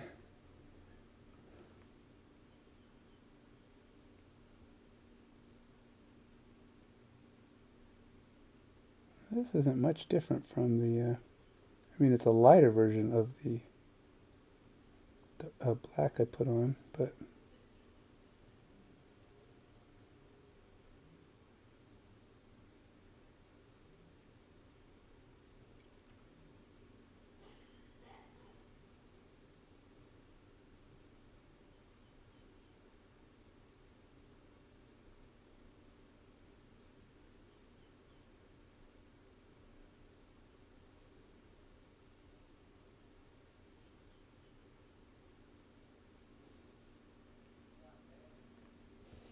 that's not too bad. Just keep.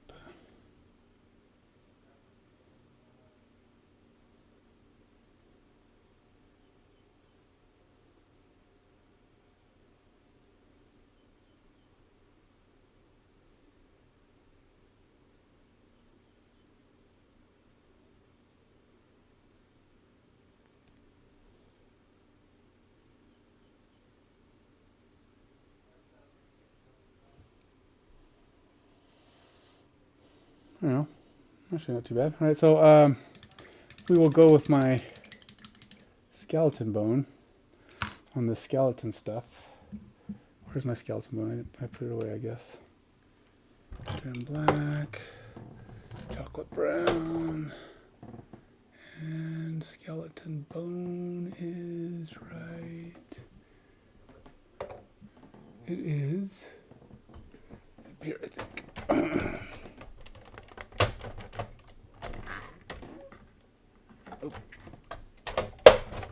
Now, skeleton bone is not a speed paint, but it is an airbrush paint, so it's already kind of thin. Same plan. I can't go too thin because I don't want to run over all over the place, because the skeleton is on the ground, and I don't want it to be like, blah, you know. I gotta actually try to be a little precise with my placement of this in order to cover that. Way.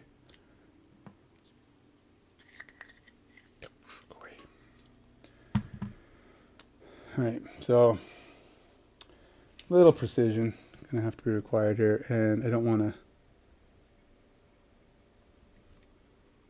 because really this is almost like dry brushing. This is such a tiny little dude.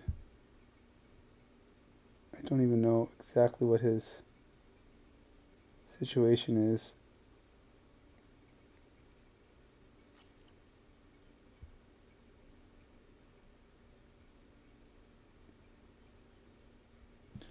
Definitely a very little skeleton. I think it's an animal of some kind. Dead dog, dead horse. Whatever it is, it's pretty small.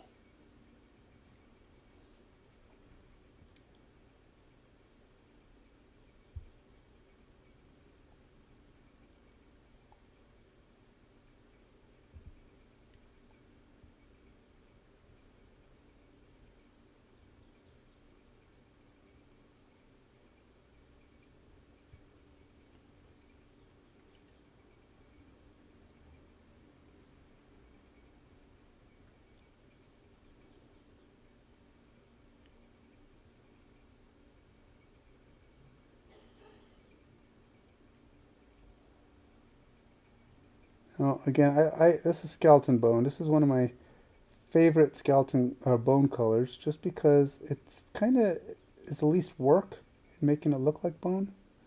But ultimately, you still probably have to put some highlights on it to get the full effect. But it's pretty good. It's a color. It's not like you have to blend colors. Like a lot of times, it took me a long time to find a color I felt didn't take too much work to get the bone effect. And I have no idea what this animal is. It's like they just randomly threw down bones. And said, that looks kind of like a thing that would be dead. We don't know what species of whatever it is, but yeah, it works.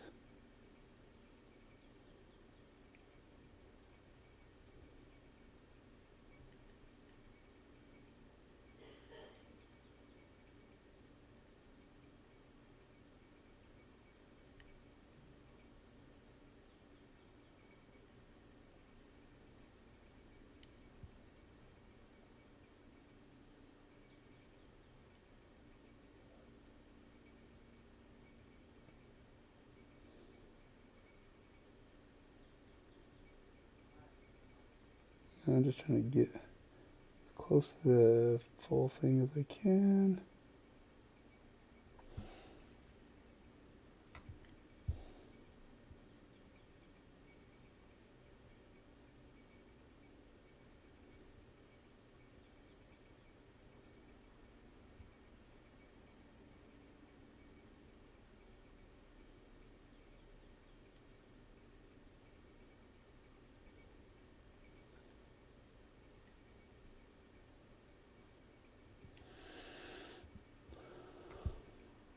I do like this headset. I think I like it better even than my original one that I just replaced. Now, I still have the other one as a backup in case, like the battery dies. This one's got nice lighting on it. Definitely have nice bright lights. It's got 4 lights instead of the 2 that are on my other one, which is good.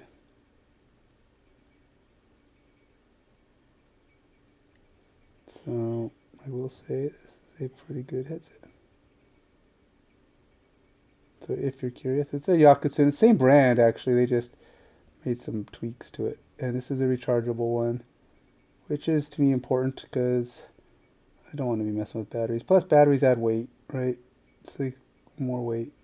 And of course, rechargeable is, with a battery. There is a battery in your rechargeables. It's just a rechargeable one. But still, you know what I'm saying. I don't know if they're as heavy. I don't know if rechargeable batteries are as heavy as...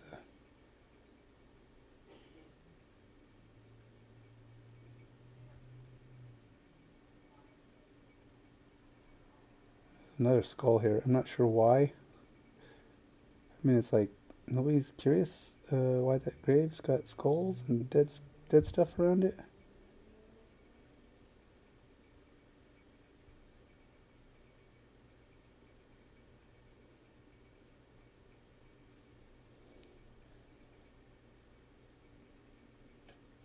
This is where Count Dracula was buried, and nobody really wants to visit it. And if something dies around it, well, that was their fault. They shouldn't have been visiting Count Dracula's. Do you bury Count Dracula? Is there anything left to bury?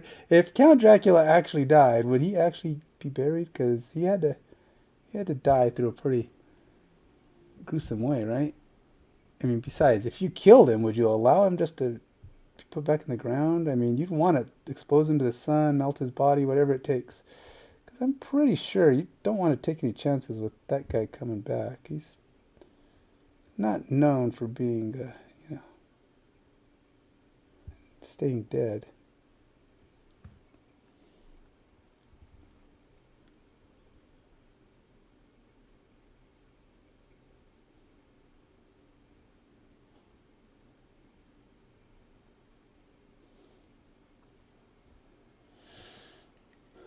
Let's, do they put a...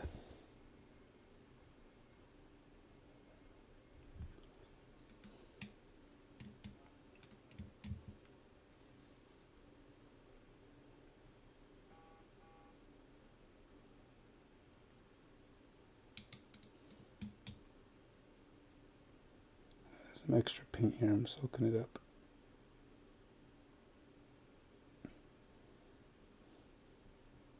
Because it feels like it's a bit much. Use a wash. Sometimes it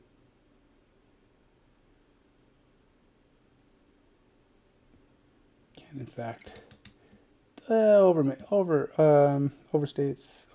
spread over its welcomed area.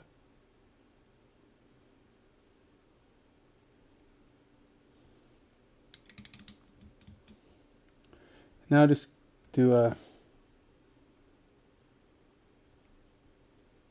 don't even know what this is. I'm just gonna... this on there. I don't know that it makes any sense, but I'm doing it anyway.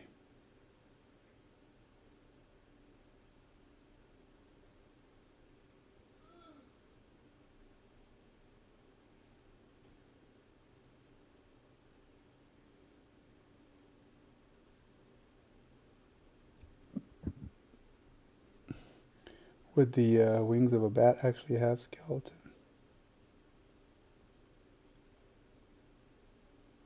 I think not. They're probably just cartilage, so they probably dissolve.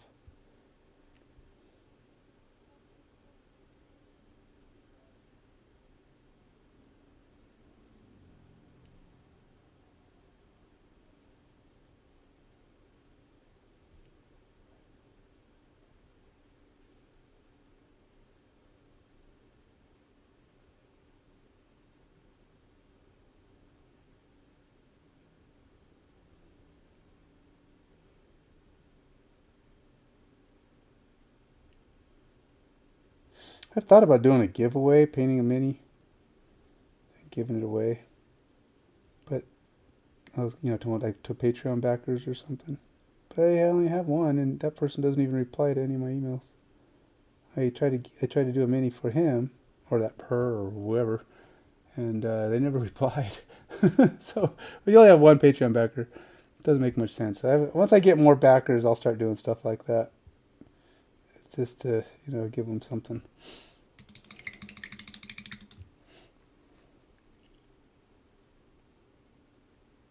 Kind of giveaways, kind of make it interesting. Spread out my... Now, granted, I'm not you're not getting the world's greatest paint jobs from me. Maybe nobody wants my stuff. But, it's something. That's why I don't have that many backers, probably, huh? It's it's not that great. But, still. If they are kind enough to back me, then hey, that's a free mini. Alrighty, so do I have any wash? I think I have some wash right here.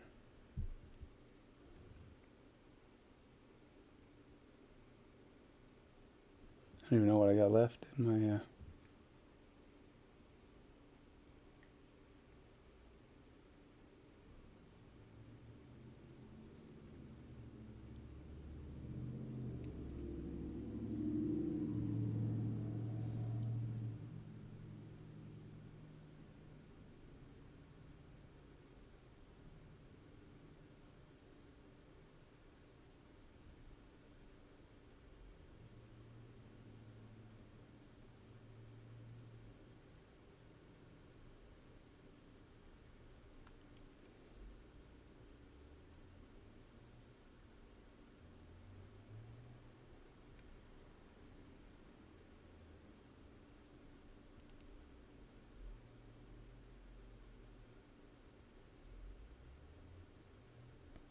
I'm just trying to grab a little bit, get a little highlight going in this bone stuff. Don't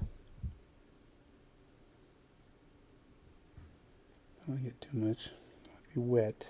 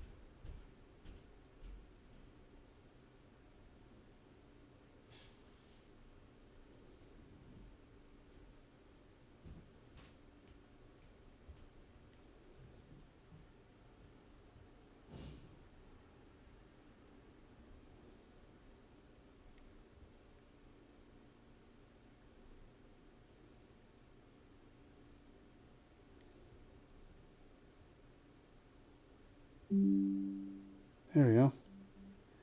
Let's try to Get those skeleton, the skulls and stuff to kind of stand out just a little bit.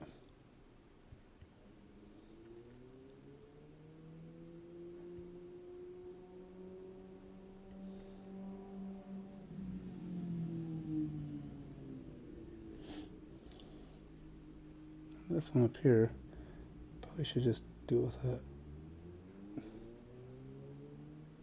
gray, because really it's not meant to be a real skeleton, but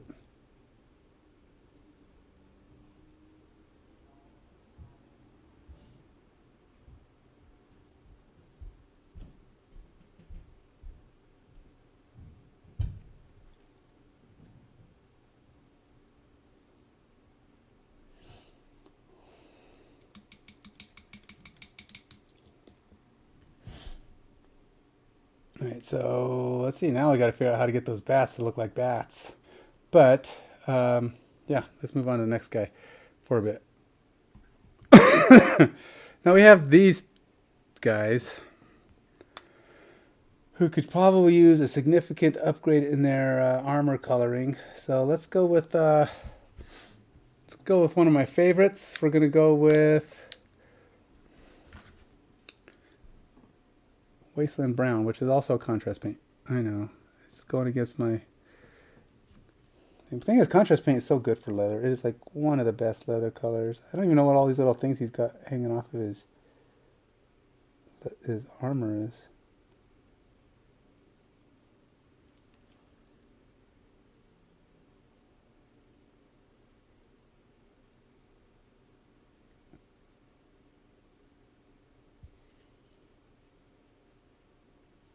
Are they like supposed to be leather globulars? I don't know.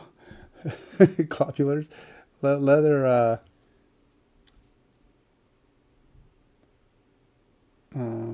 protection? I don't know what those are. What are they? Bells? His equivalent to chainmail? I don't know.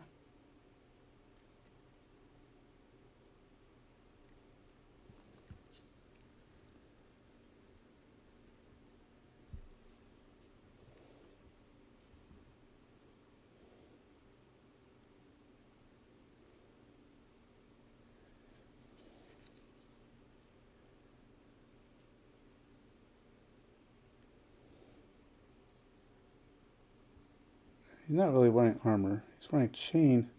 He's got a chainmail shirt on, but I don't think or a chainmail vest of some kind, but I don't think he's really wearing true armor. And this brush just keeps spreading out its bristles. It's like, doesn't like me.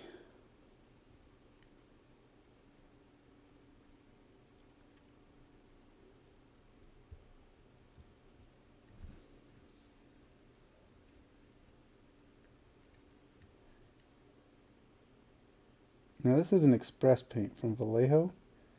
By far one of my favorites for leather appearances. It's called Wasteland Brown. Makes the leather look pretty worn. Does a good job of it. And I can only imagine that I'm just going to slop it in here because I don't know how else to cover this.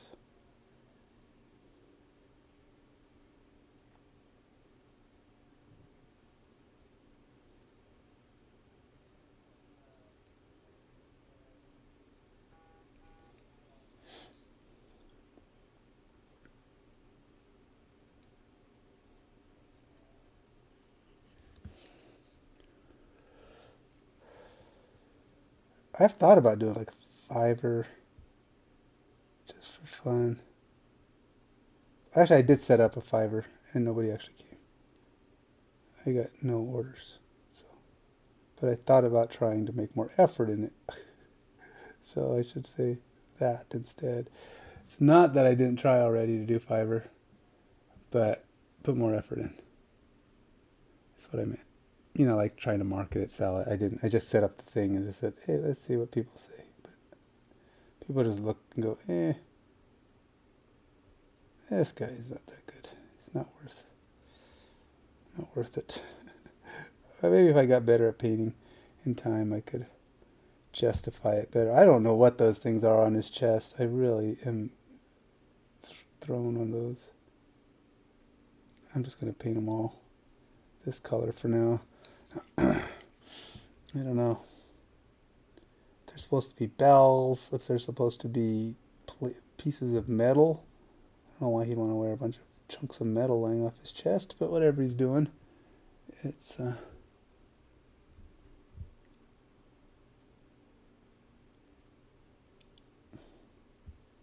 he's wearing them, whatever they are. I need to paint them.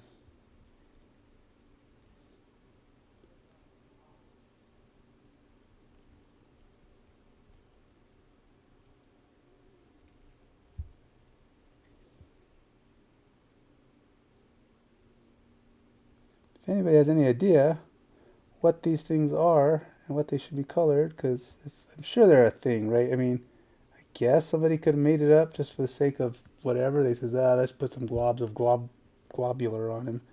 Somebody must have had an idea what those are supposed to be. The sculptor must have had something in his mind when he did that.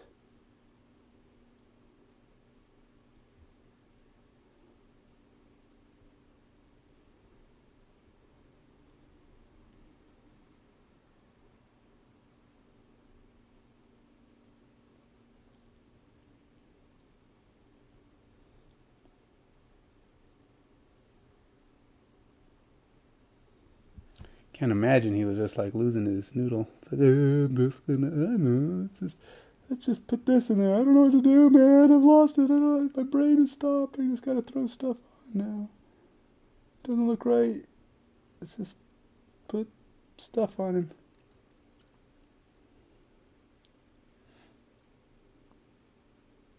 It's like, what is that? Oh, that must be like this cape thing he's got going over him. Okay.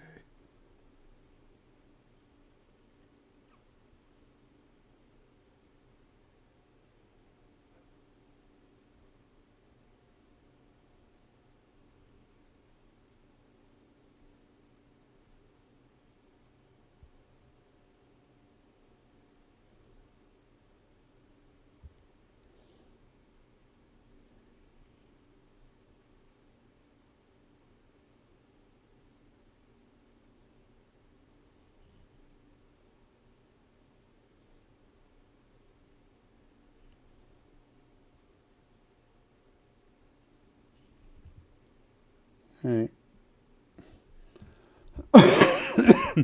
I just think they're like leather blocks of leather. You know, they're just meant to add more armor defense. You know, it's not that easy to penetrate leather. Leather's pretty tough, you know. And if you have a big block of it sitting on your sitting over your body, probably gonna have it's gonna be pretty hard to hit you through it. Now, granted, you might go around it, but it's pretty solid.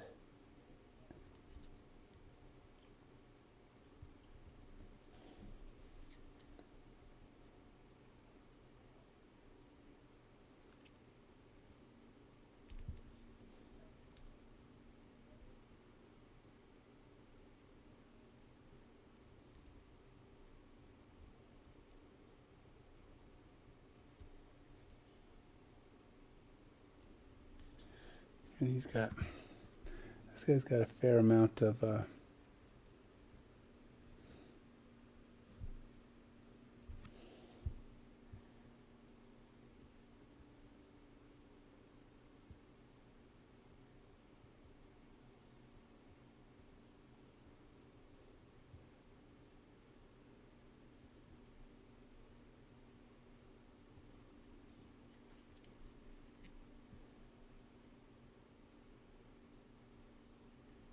parts that are leather.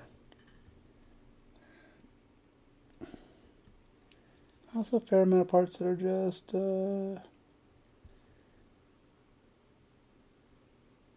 metal or whatever these other parts are. I don't know what these. I would imagine these are metal. These armor around his legs because they look kind of. and metallic.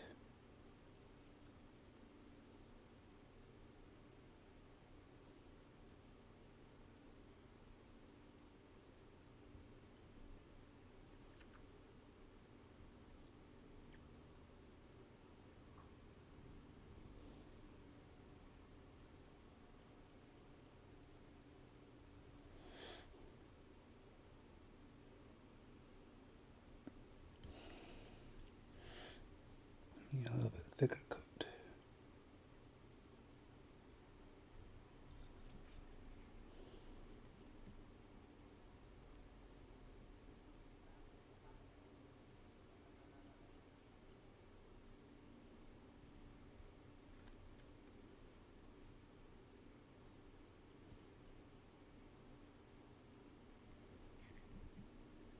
Don't know what it's attached to on the top, but there's something there. It's got these furs things all over him. I'll have to figure those out in a minute.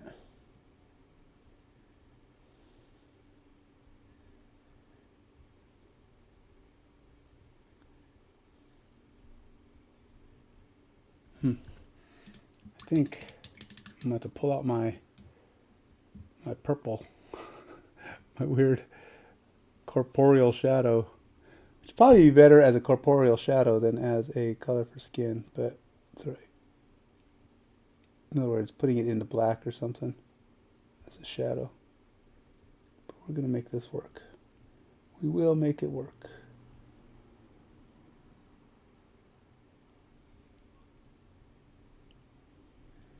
And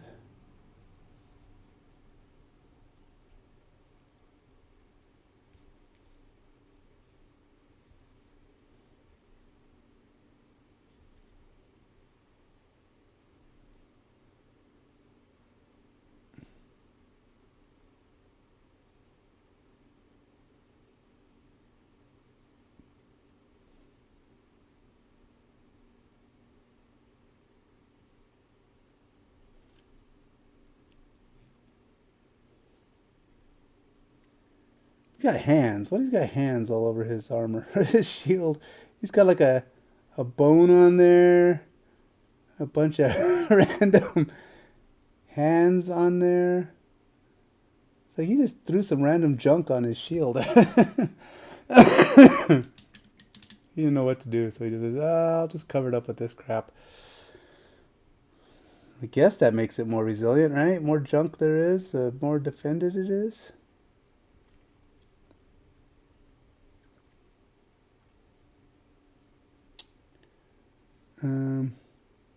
I'm trying to decide what he's wearing for...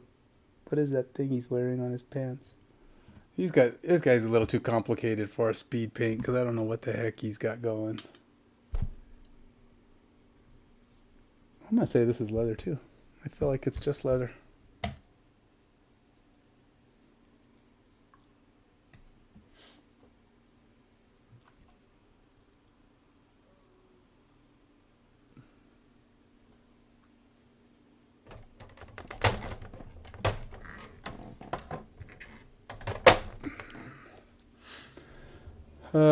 Okay, how much time have I spent? I'm at almost 2 hours speed painting, and I haven't got anybody looking completely done. This guy's the closest to done looking, but I haven't done a lot of things for him yet. Like I wanted to. Let's do it. Let's put some highlights on him. Let's go ahead and take some gray. Just want like classic gray here, light gray work. And this one is a model color. It's an old model color. I don't have a lot of new Vallejo paints.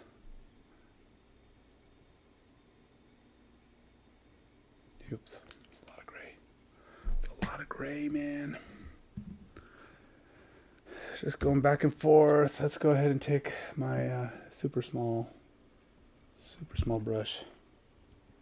We're just gonna start highlighting stuff. Try to.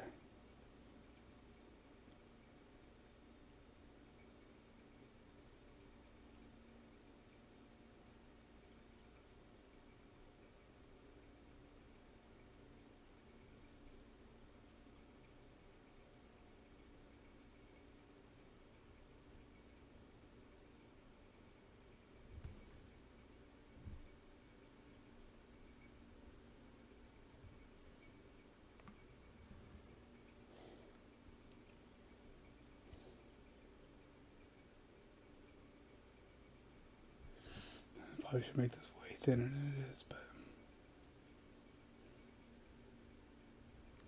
because you want it to almost be opaque, right?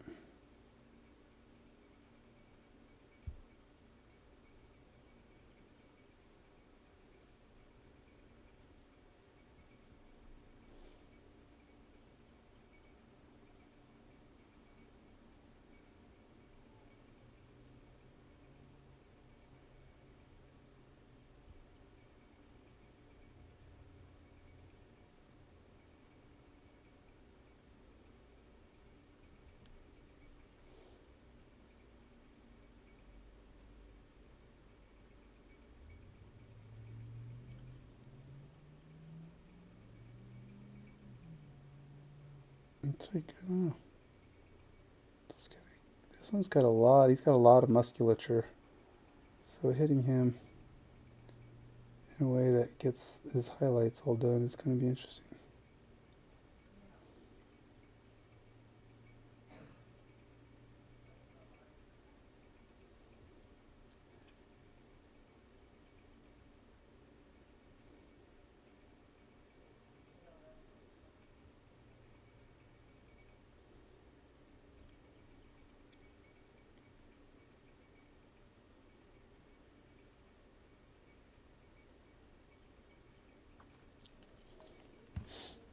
I said I wanted to go gray because I feel like I still wanted to seem like he's kind of rock-like.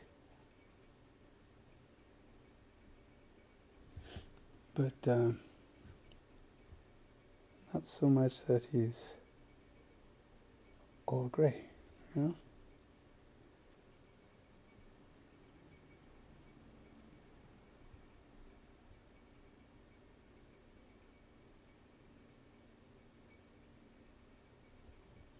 Just want the gray to, preferably, if at all possible, just kind of blend into the green that I've been putting on. So it's like on this last one, I didn't even get more paint. I just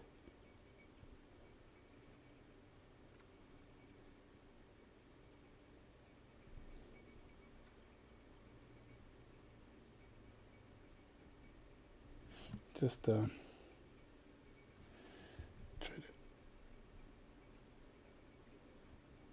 continue to get a little bit more.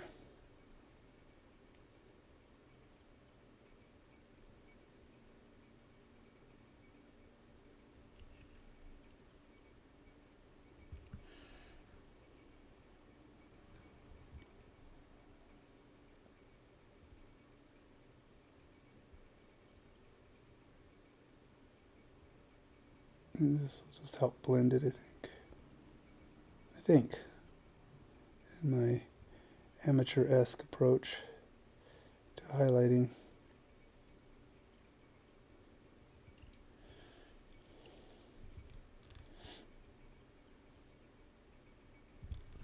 So I continue to try to get thinner and thinner coats of the color.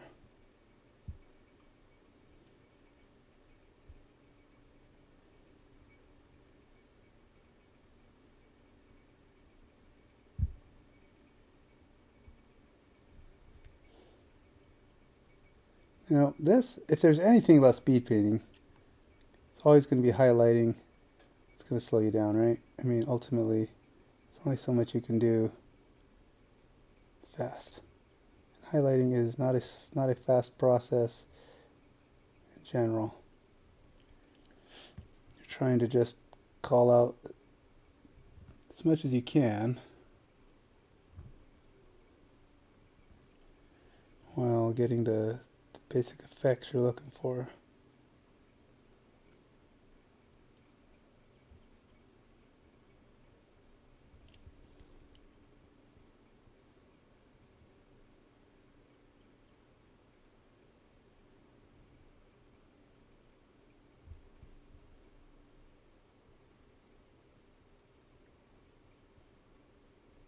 And it's going to be the staller, but it's going to be the thing that makes it look the most cool when it's done, right? I mean, it's going to be what calls out his appearance. Everything's going to pop. And until you do the highlighting and maybe the shadowing if you feel like you need it, gonna have to suck it up and do it, man. It's just the way it goes. You can't avoid it if you want it, if you want a full effect.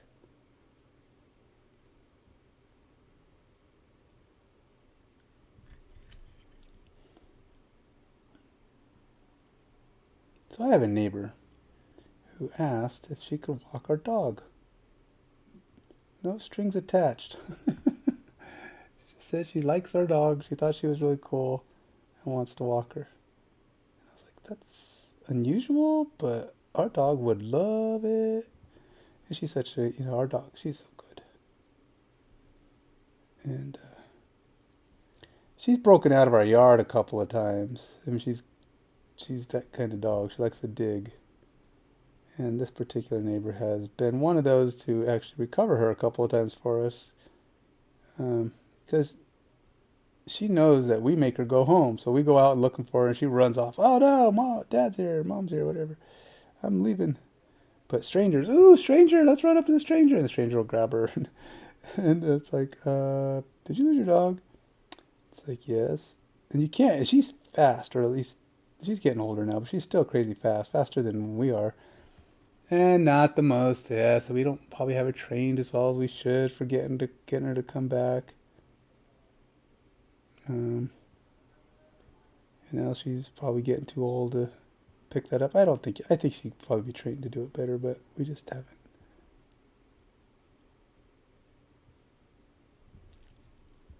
And ultimately,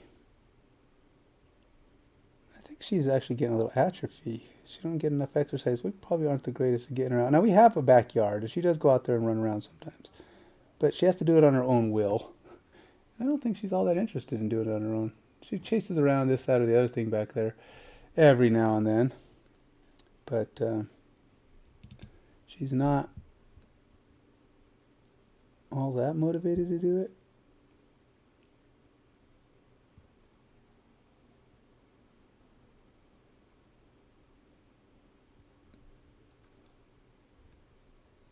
As such, having a neighbor come along that just says, hey, I'd like to walk your dog. We're like, yes, by all means. But at the same time, we were a little cautious because it's like, is this real? What does she want? And it's like, well, even if she charged a little bit, but I don't know, we don't really have any money because, as you may or may not have heard, I am currently jobless. So I've been trying to remedy that by doing some job hunting and such. Of course, lots of job hunting. I've probably put in, I don't know how many different applications in this last week or two. Actually, in the last several months, I've been putting them out. It's just, they say the unemployment rate's down, so you should think it's a job hunter's market, but it's not. Not for me, anyway. Apparently not this job hunter. And I'm not really got a few bites. People call and say, hey, maybe, but ultimately not going too well. So got to be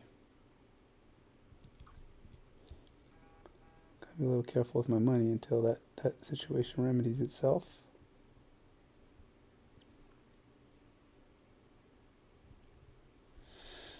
Trying to do the streaming, but I don't make any money on streaming.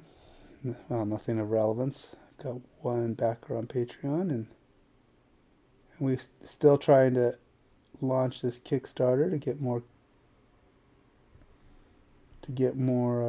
X cases and mage cages out to everybody, because we're pretty low on stock, and we'd like to get them big ones made, and we're doing all that too, but we haven't gotten enough. We haven't got enough to launch the Kickstarter yet, and besides, it's not going to pay me. It's meant just to get the cases out. That's all it is. It's a hobby. So, and we're talking years out. So I wouldn't. All that money goes straight to that, but at least it's something to do while I'm.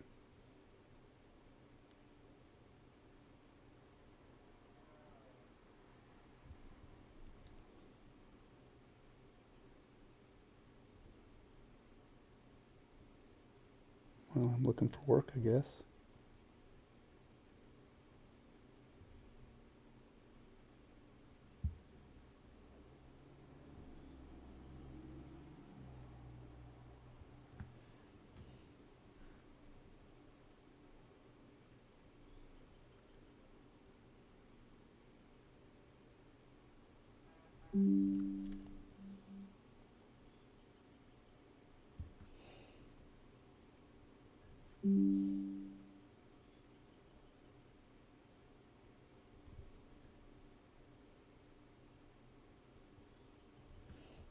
This guy is pretty much all stonework, so not too worried about like his flesh. Just trying to get his.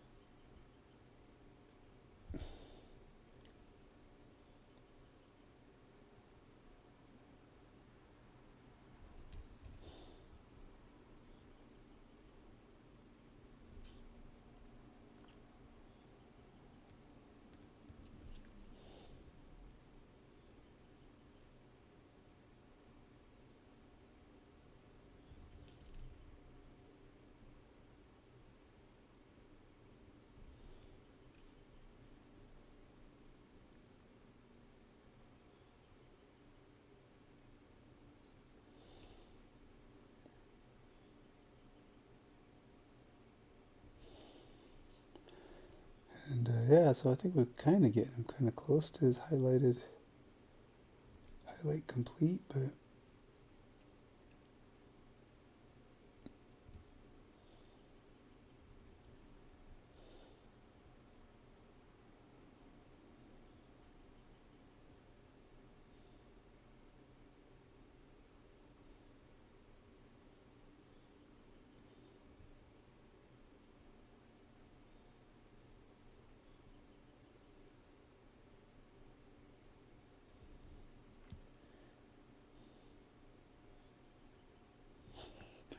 and it's like you're constantly trying to balance between too bright, not bright enough, with your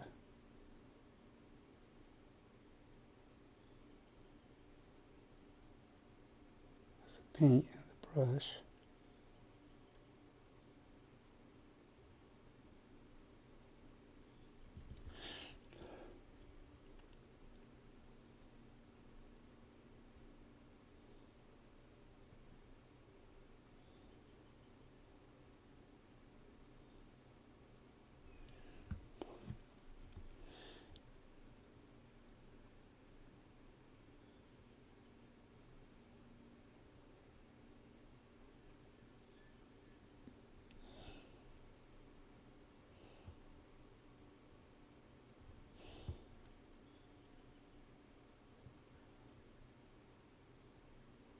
All right, I know, I'm not. Sometimes I get quiet while I'm trying to focus on detaily things, and there's a lot. There's a lot of areas here where you're just like, oh yeah, that's a thing.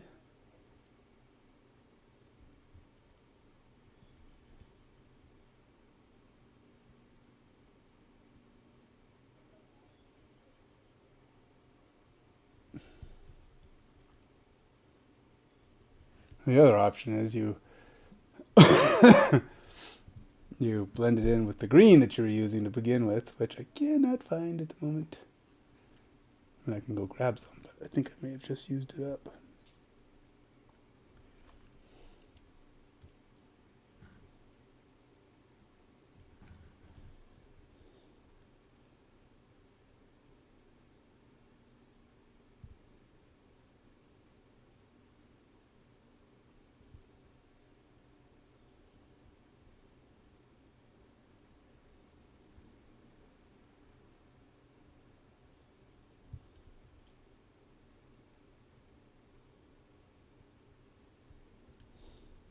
And being kind of a bone guy, making it scratchy, I think just looks more bone-like, or bone-like rock guy.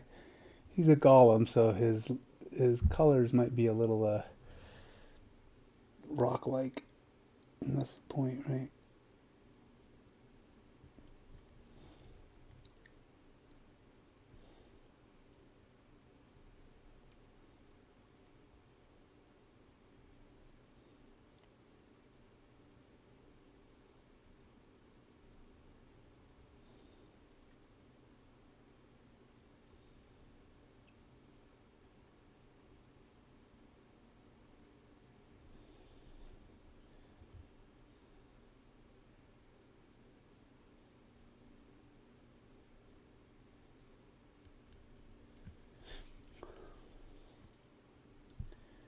just keep on keeping on.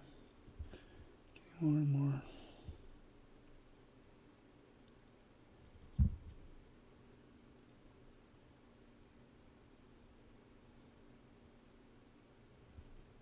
Edge highlights as much as possible here.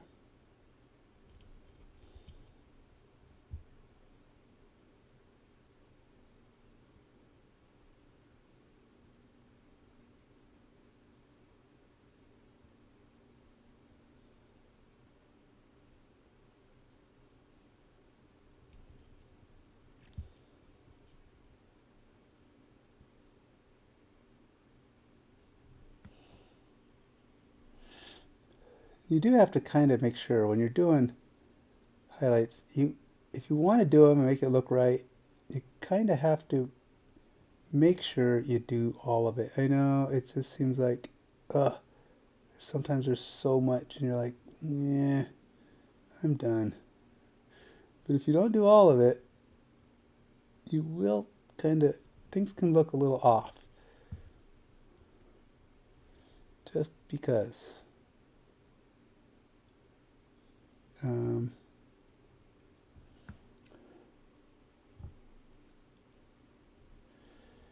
It just, if you don't get all of it, it'll look kind of like people will look and they'll like, I don't know what it is. They won't even say anything. They'll just say like, what is missing here? The fact is, there's something missing because you didn't do it all. It just looks off. That's how it works. You want it to look right, you got to do the whole thing so it looks natural.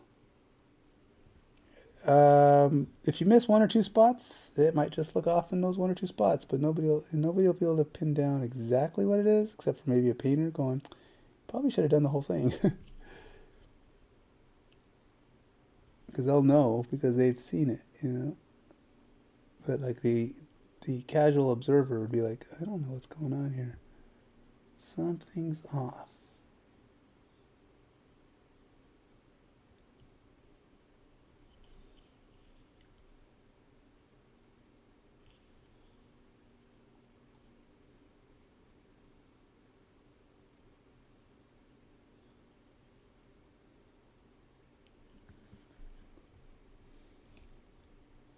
Look, I'm trying to get inside of here. I don't know if I can reach my brush in there.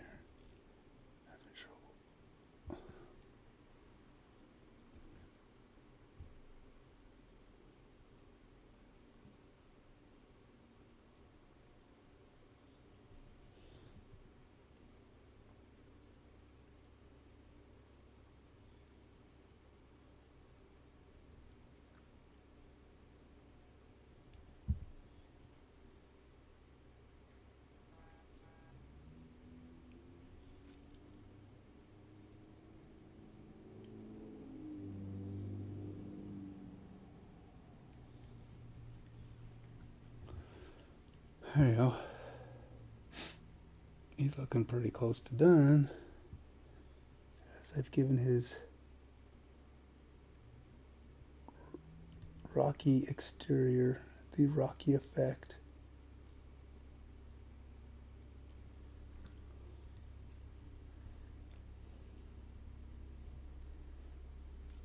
I'm not sure. I kind of want that. I think I want to tone down his shininess on his on his.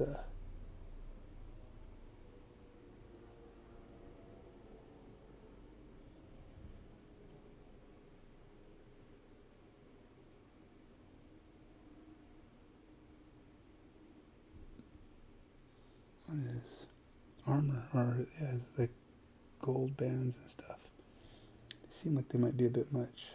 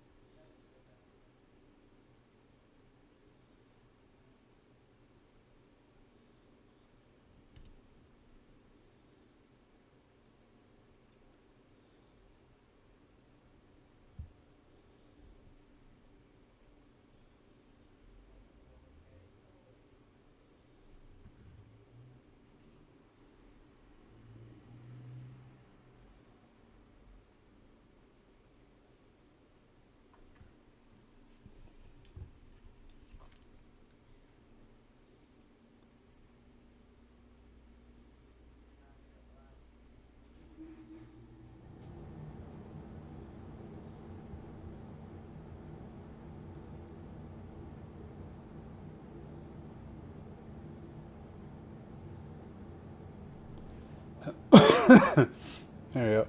I think he's looking pretty rocky, pretty Gollum-y.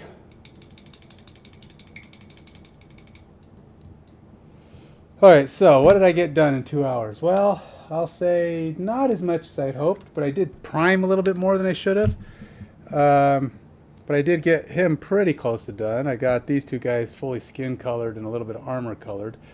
I also got this guy mostly painted, except for I got to do some highlights to get those bats to pop. And this guy got some skin on him. That's all I got. So not as much as I would have liked. I was shooting for a couple of different figures as well. Highlighting or the priming bit took me 5 or 10 minutes more than it probably should have. So I probably had, but I also went over 10 minutes or so. So there's that. Am I done? No, these guys are not done. I'm not going to call them finished. But it was speedish painting. I mean, 5 guys in 2 hours. I mean, regardless, is a lot of guys in 2 hours. So I don't feel too bad about what I got done.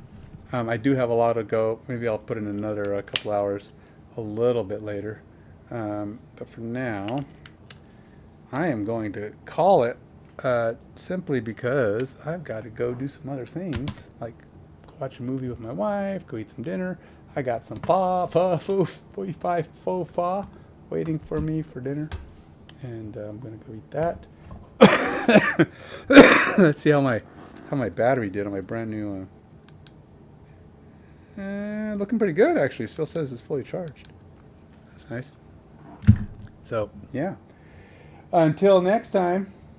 Hey, check out the X Case and the Mage Cage. Go to Active Minds Games on YouTube and Instagram if you want to find a really cool paint station. I can show you this one here. This is what I use, and you probably see me grabbing my paints out of here all the time.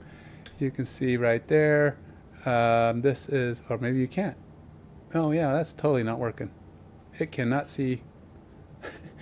It does not work. I'll show you later. Actually, I can show you right now. Let's do this. Ta-da. All right, so this is my paint station. See, I got all my little goodies over there in the corner. I got all of my paints in the X case. You can see there that these are actually this is 10 X cases right there holding up paints, and then my mess down here. But in there, you can also see over here, I have a bunch of my miniatures inside of them. They have magnetic bases on them, and that's where the flex iron will stick. And you can see I've got a bunch more over there, which I kind of show off. I kind of just carry around my minis. I got more in other places, so yeah, I've got quite a bit going on. If you want to see more pictures, videos on how they work, how they assemble, go to Active Minds Games on YouTube and Instagram, and check those out.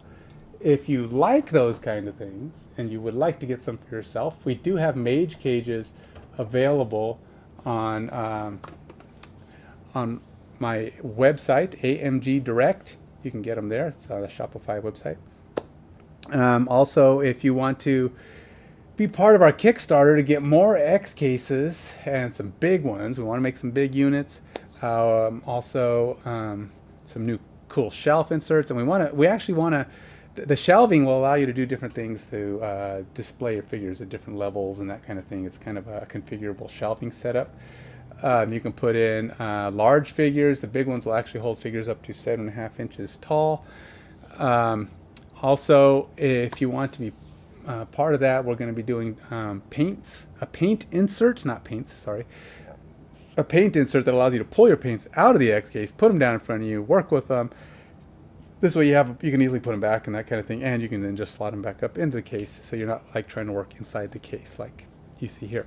Works great for me, but once they get pretty full, you are shifting paints around and they can fall out, that kind of thing. So having the little stands, keeping them in place, pull them out in front of you, you can just put a whole little display in front of you.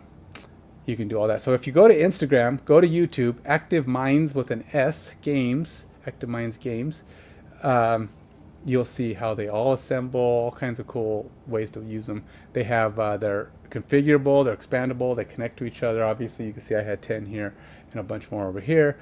They have mounting holes in the back. You can put them on the wall and create wall displays of all your painted minis. And if you want to go to the local game shop, you can create cubes and various shapes with their configurable handle that allows you to change them and carry them around however many you want to go to your local tournaments and kick the snot out of your opposition.